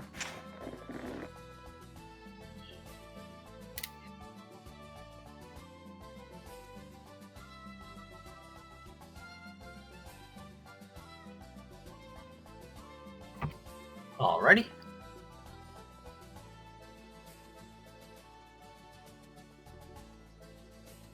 You are in a room. However, the party has entered has two enemies in it right away, and they're on the other side of the room. You know, now that I'm thinking about it more, does it mean that since no one's cleared this ever since it changed, that there might be more floors? Oh, no, dungeons don't expand, but every now and then, if they do get bad enough, there is a boss at the end. Oh, okay. Or rather, if they get bad enough, sometimes mystery dungeons that don't have a boss usually will have a boss at the end. There are other dungeons that do have a dedicated boss always at the end of the dungeon. The boss is always at the end of the dungeon, the last floor. Yeah, like the one in Homoa. Yes, that's correct, actually. I do need to step away for several minutes, but Enja, I sent you the details for Squirrel's Ember. I apologize, everybody. I just need to. Alright. Completely acceptable. Take your time. At least as soon as Stream Raiders is done. Okay.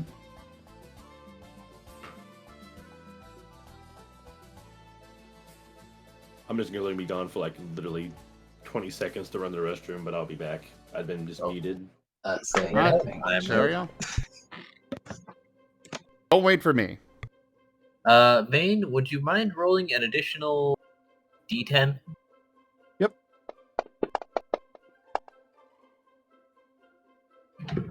Four. Alright.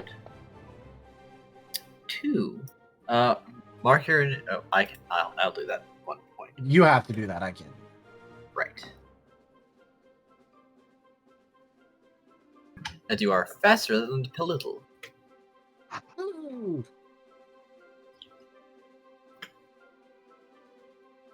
A Pelittle and a Pidgey is in the room now. Now, let's see. Kaza moves first, and he is going to advance on the Pelittle. As that one has Stun Spores, which is bad. Yep. While that's going on, Vane is going to tell Scruff to focus on the Pidgey because he has an ice move. Hey, how much longer are we going to keep going? Just asking. Oh, we can go as long as people can. I don't have anything to do, and this is a dungeon. But if you are feeling tired, well, that'll leave plenty of dungeon for next time, and that'll probably let us more internalize how rolls go. Yeah, I am. Repeated applications after all. Yeah, I am personally feeling kind of tired. Everybody else can continue if they want to, but I think I need to drop out pretty soon. Okay, we can save this combat encounter for next time then. Yeah, I do think that the first go around, considering that it's supposed to be the learning one, should probably be with everyone there possible. Ah, I see. I'm At sorry. least that's my take on it. I'm sorry. It's fine. However, I'll just have Kaze use his strong move, and perhaps we can end this combat pretty swiftly then. Let's see. Then, in that case, Kaza is going to try Iron Tail. Alright. Really quickly, was that number of enemies that you gave for lore or for the entire thing? Oh, no, for the floor. Tella has to check every floor individually, as each one is separated in its special way. However, well, he wanted to ask. Yeah. And For a fairly obvious reason, I think. connect. Okay, that's a lot. with Iron Tail's bonkers powers of 10, but an accuracy of 75, so pretty acceptable. Hey, that's the stats. That's the stats. Whoa. Iron Tail. He has to really try to hit though. He only hit 3 dice. Oof. 1, 2, 3, 5.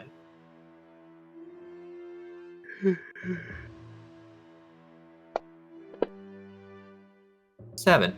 Okay. Yeah. No. That little was deleted.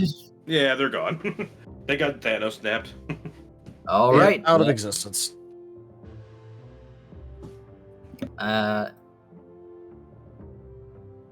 Let's see. Oops, I started at the top. Oh well, new floor, new initiatives, that's fine. And Squirrel is using Ember, as he told me. 4 dice for accuracy. Let's go.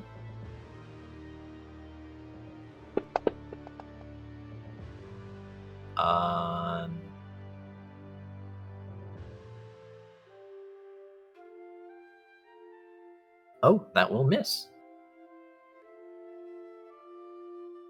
Fair enough. Paz. I am shooting the PG. Have at it. Hey! Oh. That's still a 10. Mm-hmm. That's pretty good. That's Ah, 4 yes. successes that will connect. Roll your damage. Okay.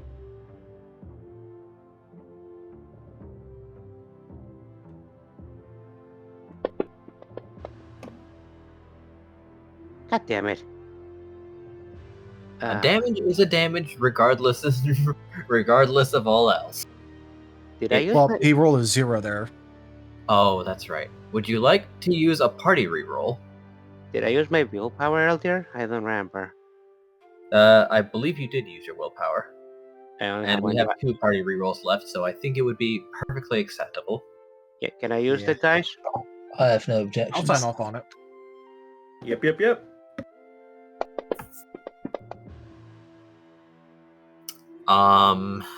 That's do not it even again. not better. As DM, I refuse. Do it again. I love to say, play Despacito. No, As my DM, I refuse. Do it Despacito. again. As It's getting steadily Serious? worse. Play Despacito, base boosted, thank you. Yeah, no, this isn't using party rerolls. I'm just saying, pull it back. There we go. Okay, there we go. Jesus. More It's damage. no longer completely scuffed. Okay, there we go. Jesus. You sure do water gun that Pidgey as it is going tail over tea kettle. It is going. All right, what's a Pidgey got? Let me just open my notes.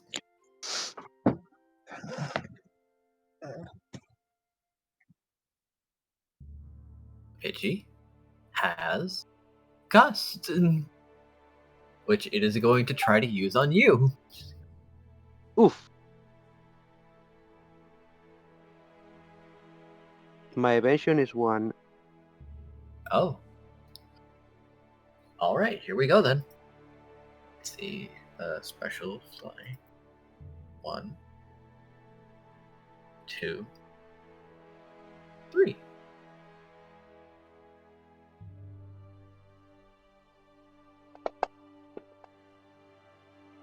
It botched completely. You take no damage as it rolled a 3, a 4, and a 5.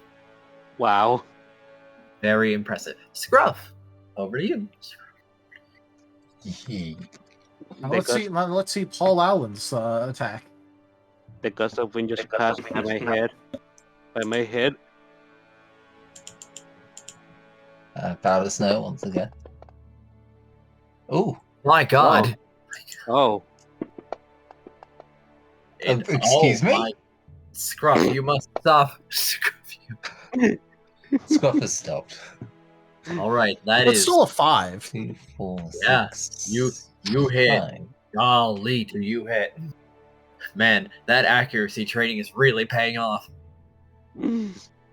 Perhaps this is karmic retribution for all your misses earlier. Please don't jinx me any more than you already have. I said this is karmic retribution.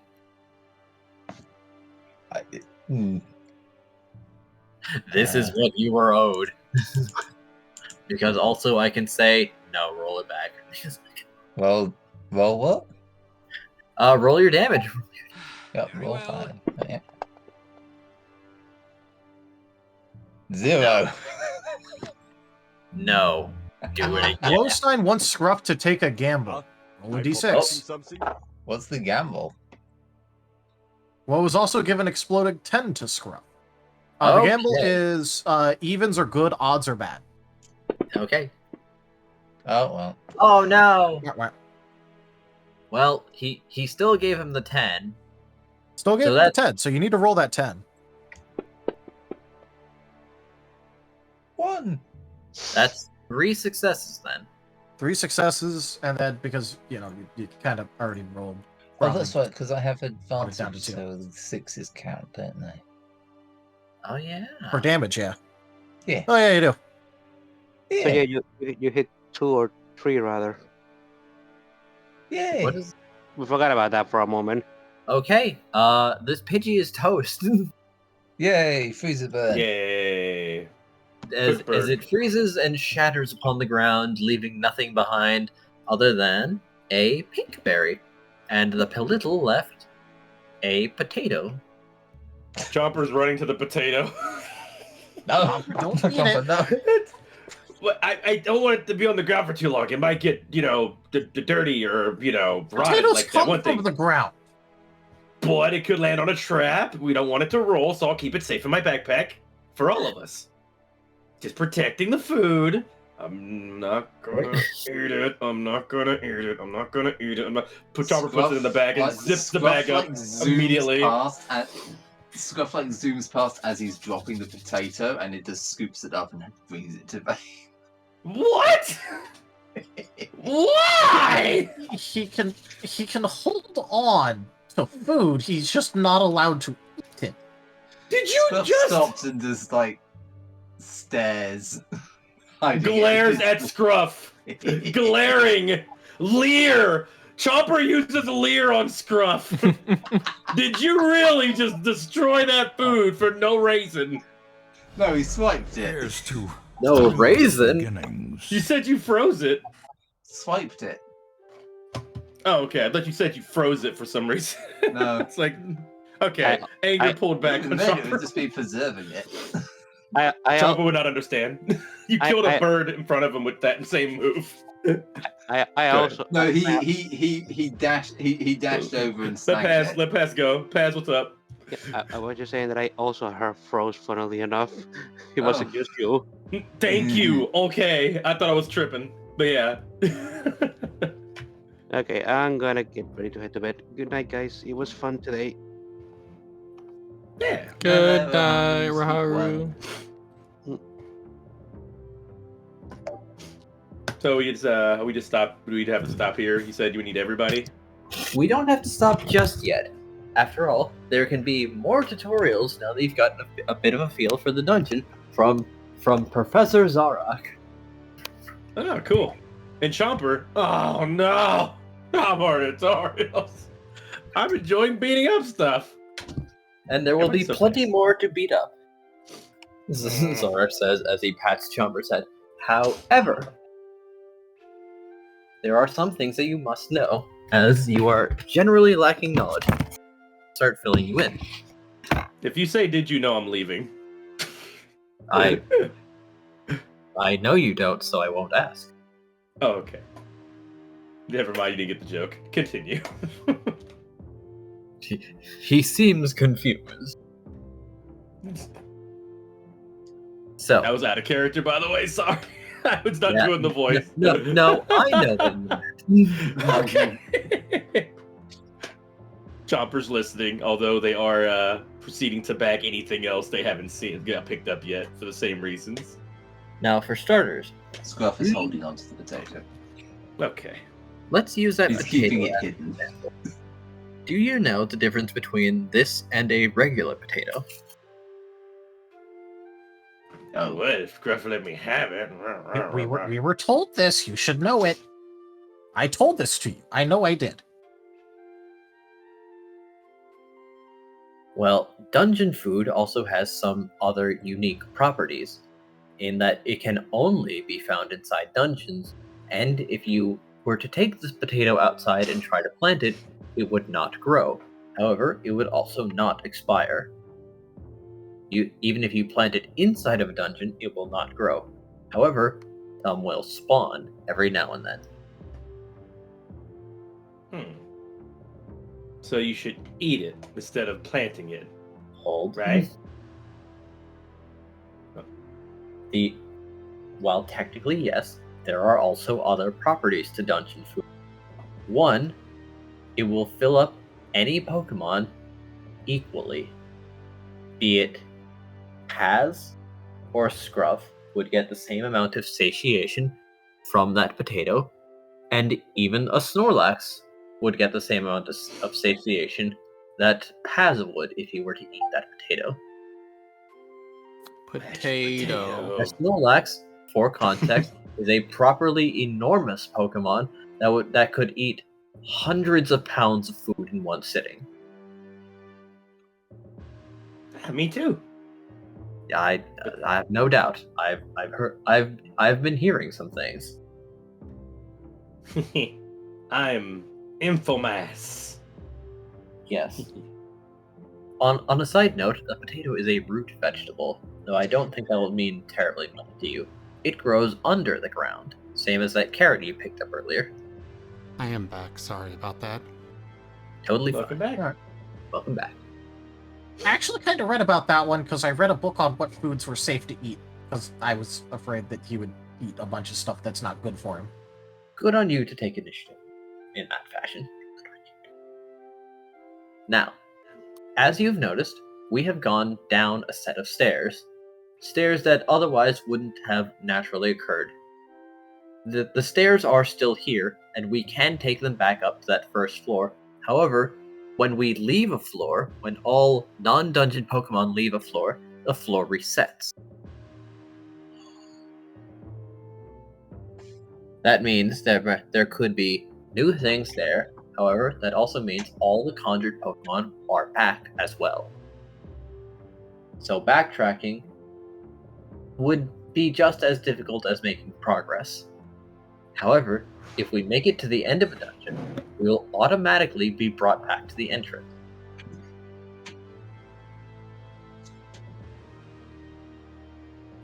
Is there more and more stuff the deeper you go? More potatoes? Theoretically, yes. We should go deeper. More potatoes. Okay, so small question.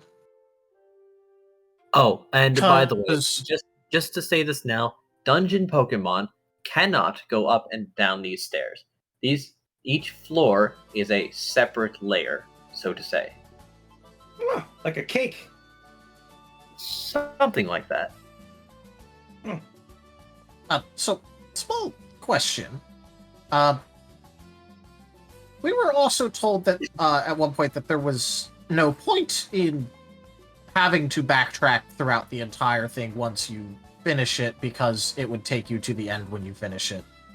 Correct. But they didn't mention anything like it refilling with enemies.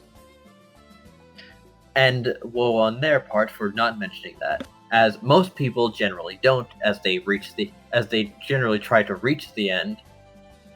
However, it is also possible to avoid enemies. After all, they don't automatically see you if you're being careful. Peek into a room, and then either try to do something that would distract them by perhaps tossing a rock or some other object that might make a sound and slipping past otherwise, or using some other maneuvering ability to otherwise bypass them. Fighting, while very commonplace, is not required.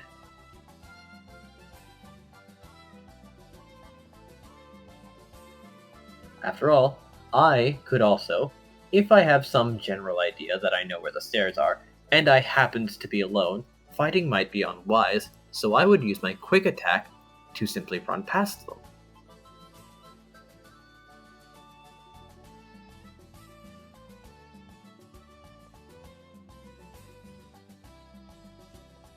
Makes sense. I just wanted to get clarification, because, part of that wasn't mentioned before. And perhaps the reason for that is that backtracking is generally considered a bit of a pain, so people attempt not to do that more than they have to. I mean, I could kind of see that, but on the other... I mean, it also makes it so that way, if you know that you've cleared out the enemies, that you could just explore the rest without there being a problem. Yes. However, a new one will eventually arrive. Not in great numbers, one at a time, so not really a problem, but still, you've never truly cleared a floor. Ah, okay.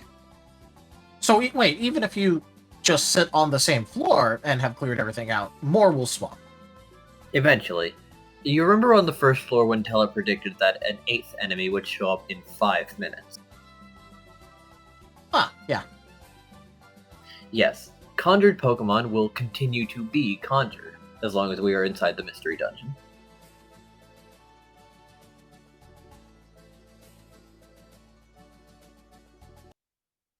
However, not at a very significant rate.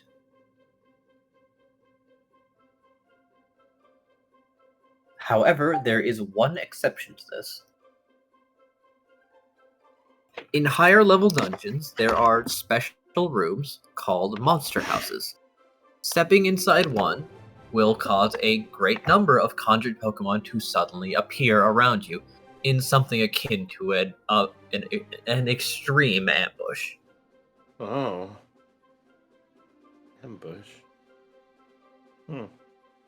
However, much like traps, you may develop a sense towards them and be able to predict when there is such a large concentration of dungeon energy in a room without a lot of items being in there. You can look in the room without entering it, after all. Is there ever a time where that's not the case? Let's see. Uncommon, but yes. Usually when there is a second set of stairs, there are occasionally, also in higher level dungeons, special floors. And usually, that also means that there are multiple stairs. One that will take you to the regular floor, but then there is the optional stairs. It is difficult to differentiate between them, but if you have a sense for it, the special set of stairs will also exude the increased potency of dungeon energy. Oh, okay. You said it's hard to differentiate. Does that mean that there's a way to do it, though? Usually by the sense that you generally end up building that would let you detect that energy, such as or that would also let you pseudo detect the traps to an extent. Oh, okay. So there's not actually a way to tell. You just kind of have to guess. It comes with experience, from my understanding.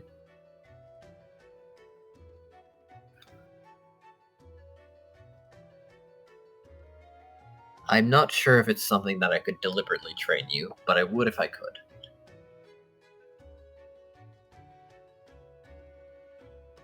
Oh, the reason I just more wanted to ask because if we see two sets of stairs, I want to be able to make an informed decision about it, not just guess. But I guess we'll just have to see. Well, once you get a bit more confidence in each other and your teamwork refined, full clearing a floor would not be an improper move. And should you ever happen upon two sets of stairs, then certainly do your best.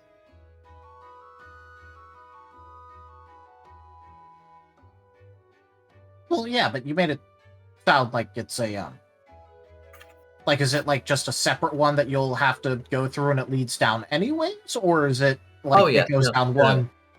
They do also lead down. However, going down a special floor, the stairs back up will not be there any longer once you've stepped down the rest of the way. So you cannot reset that floor.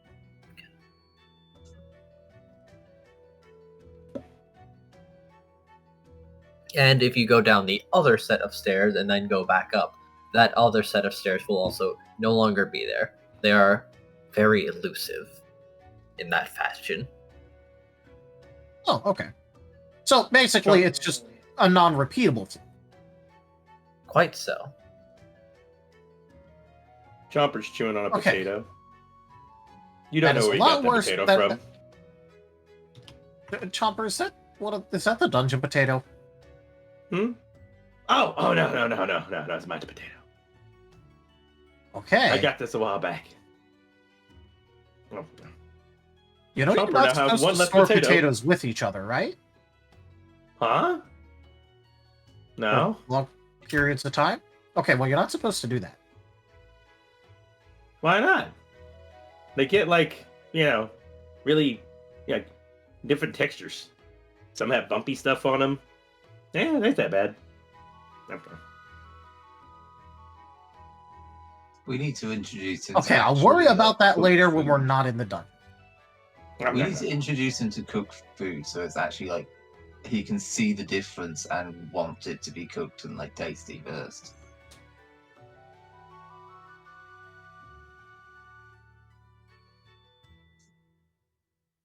All right. Well, sorry, that was out of character. Sorry, I didn't.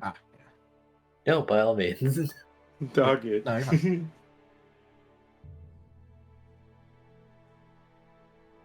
Okay, so what other special dungeon things can happen that we should know about? Let's see.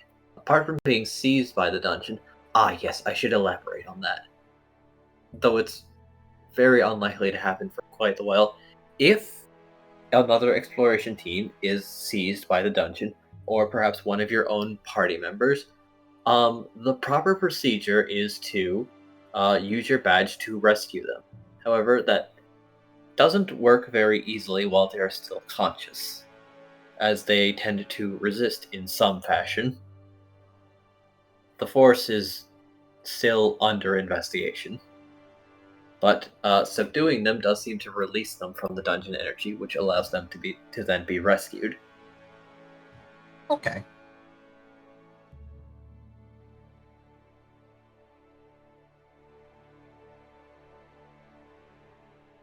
Yeah, just make sure not to hit them as hard as you did that Pidgey.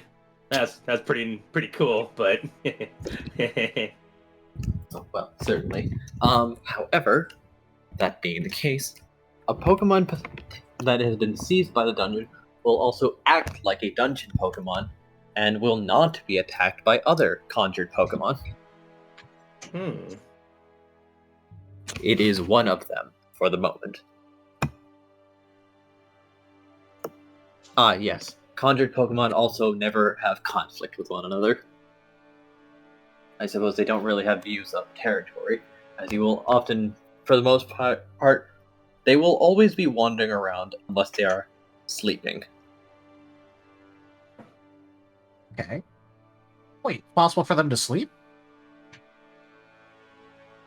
Sometimes, yes. The reason is unclear. As they also just wake up if you get too close to them and are just immediately ready. Okay, so you can't use it to sneak up on them, but you could probably use it to sneak past?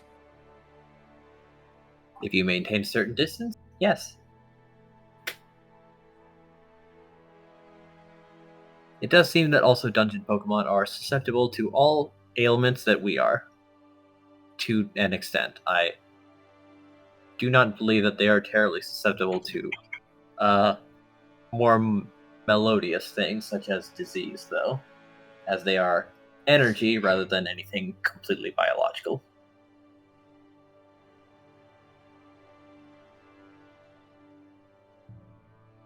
Oh, okay. However, it has been noted that should one happen to be nearby, a dungeon Pokemon will pick up items and use them. Not always to their intended effect, though, as they will sometimes throw a berry rather than eat it. But it is noted that they will use it in at least some fashion.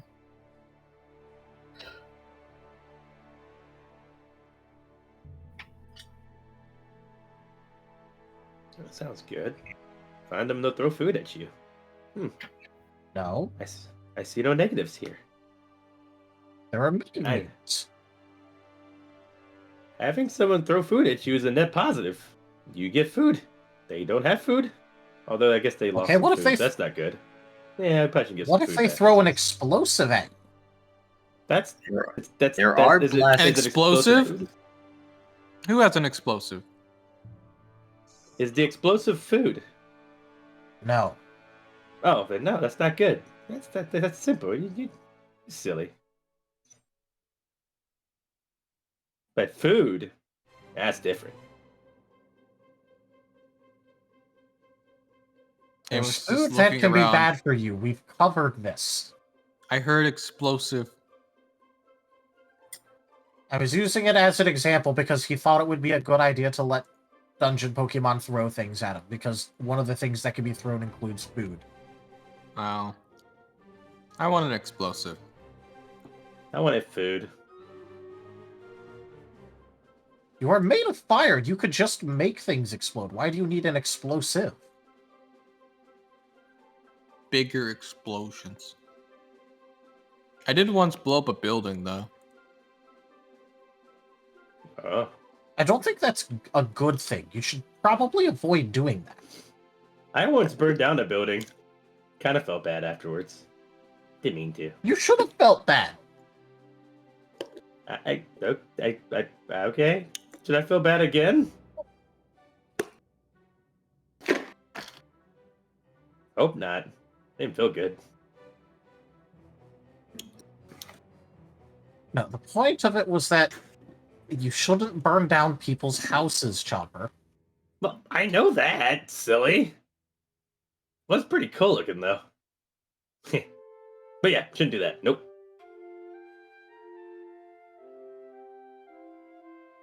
Yeah, if you burn down their house, then you might damage the shinies inside. Oh, I could burn the food up, too. Man, you're so smart, Squirrel. Thank you. There's other reasons not to do it. Yeah. The building I blew up was abandoned, but there was that one plant Pokemon, I think, in it that I'm pretty sure got incinerated when I ignited the building. This is where, like, out of character, everybody has all their mouth just agape looking at you. The agape anime open jaw take. Just staring All like, except Scruff. okay. Scruff We is have just a- watching with curiosity. Jeez. But yeah, that wasn't the greatest plan, as me and the other friend I was with got ejected from the building. Hurt a little bit. Yes, being near an explosion will hurt you.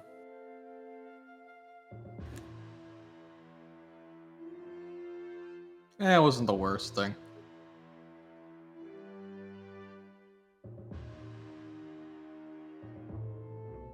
Daruin City had a whole lot of buildings that Not the kind of point. wanted to blow up another one. No, So blowing a building it's not a good is thing okay to in this blow world? up. It's not okay to blow up abandoned things. But I thought, how do you get more space? You just leave it abandoned and don't do anything with it? Well, the problem is that fire spreads. If something gets lit on fire, more things are going to get lit on fire. Oh, that's cool. If Just you keep blow up going? a building, it might blow up the others next to it too. Oh, that's Which cool. is bad. Oh, that's Oh, bad. that's bad. Bad. Blowing up stuff is bad. Okay, got it. The city was pretty abandoned and falling apart, and I don't think those buildings are really meant for Pokemon like us to never live in them anyway.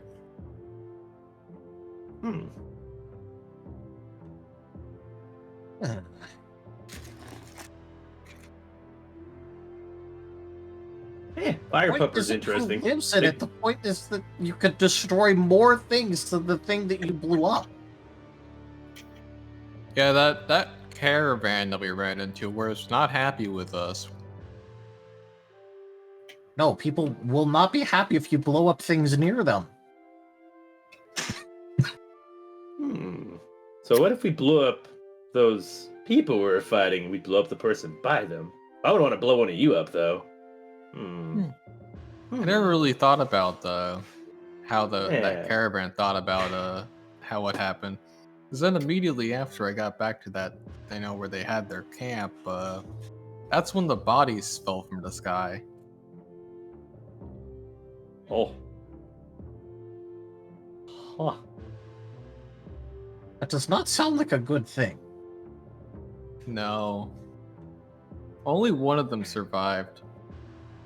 Suddenly a bunch of barrels fell and they're full of Pokemon, and when they hit the ground, a lot of them kind of went splat.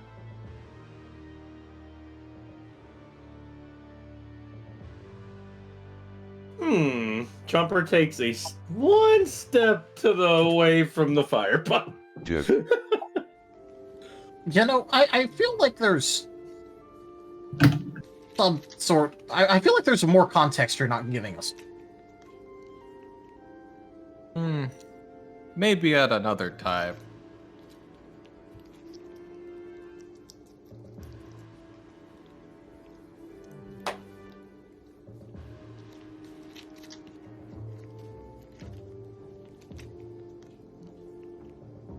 I think we should get more food and get into more fights. We're doing really good right now. Yeah.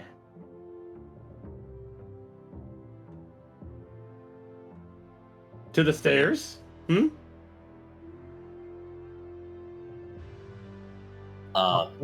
Well, the stairs here lead back up. We're trying to go down. If we're trying to make we progress, need to find that is. the stairs down. Oh. Yeah. Oops. Totally fine. It's a mistake that most teams make it at least once.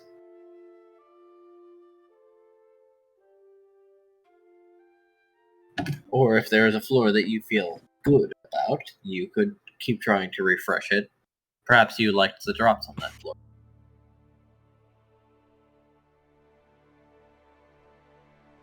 Oh, are the does that mean that when the floor refreshes, the drops come back too the same? Yes. Well, not exactly the same ones, but like there are a new set of items. And as you may have noticed, when conjured Pokemon are defeated, they tend to drop something as well. Well, yeah, but no one ever mentioned that it depended on the type of conjured Pokemon. Oh, no, it doesn't. So these conjured, not real, but real kind of Pokemon things, they're just, you beat them up and they're just loot drops. Basically. I believe some of the human Pokemon refer to them as piñatas. That's what I like That's about a fitting name for them. them. Piñata. Yeah, you break them open and some goodies come out. Yes.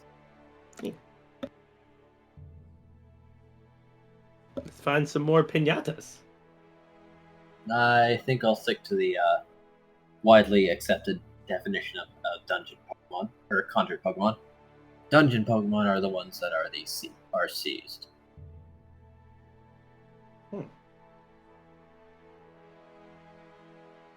That seems like a weird distinction. Yes. Though I suppose it is best to have a distinction for someone who is seized by the dungeon and a conjured Pokemon, as very inherently different. Well, yeah, but I thought that was the point of calling them seized. Well, the term is seized by the dungeon, but yes. Seized Pokemon would probably sound more accurate than dungeon Pokemon. Well, yeah, because if you just say dungeon Pokemon, that just makes me think of the illusion conjured ones that are here from the dungeon. Yeah. Because the dungeon doesn't make the seized ones. It does but not. It does make the others, so... I suppose they never put This feels like a really weird definition. You are correct. Chomper's starting to stray off a little bit. Not really leaving the group, but they're kind of looking around every corner to see where the next thing is because they're not attentive to the conversation at all about labels. They don't care at all. They just want to get to more fights. Oh, Squirrel's already missing from the group. Well, he can't go very far. He's still got the rope tied around him. He is missing. Oh. He escaped and left a note.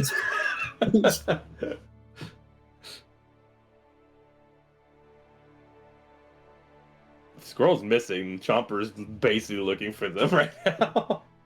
Zarak is reeling the rope back in. Gonna come back. It's like a literal lore. It's this freaking squirrel with like a handful of stuff. That'd be funny. I mean, Squirrel did wander off to the extent of the rope, so... The rope does have the rope does have an acceptable amount of distance. However, I'm not sure about actually continuing without Raharu. So I can do it. So I can do more Q&A if anyone else does have specific questions that Zarak could answer. Don't have a question, but I do have this. Hey, little Rylu, you better come back here, or otherwise I'm gonna go through that nice little crate I saw you dragging along earlier.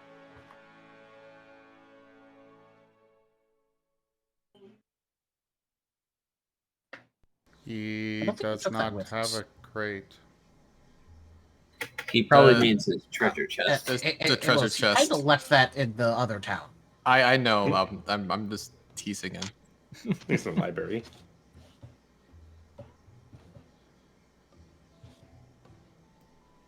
I definitely don't have any more questions. I don't think Chomper would actually ask any more questions. And I don't have any more questions either, actually. Fair enough.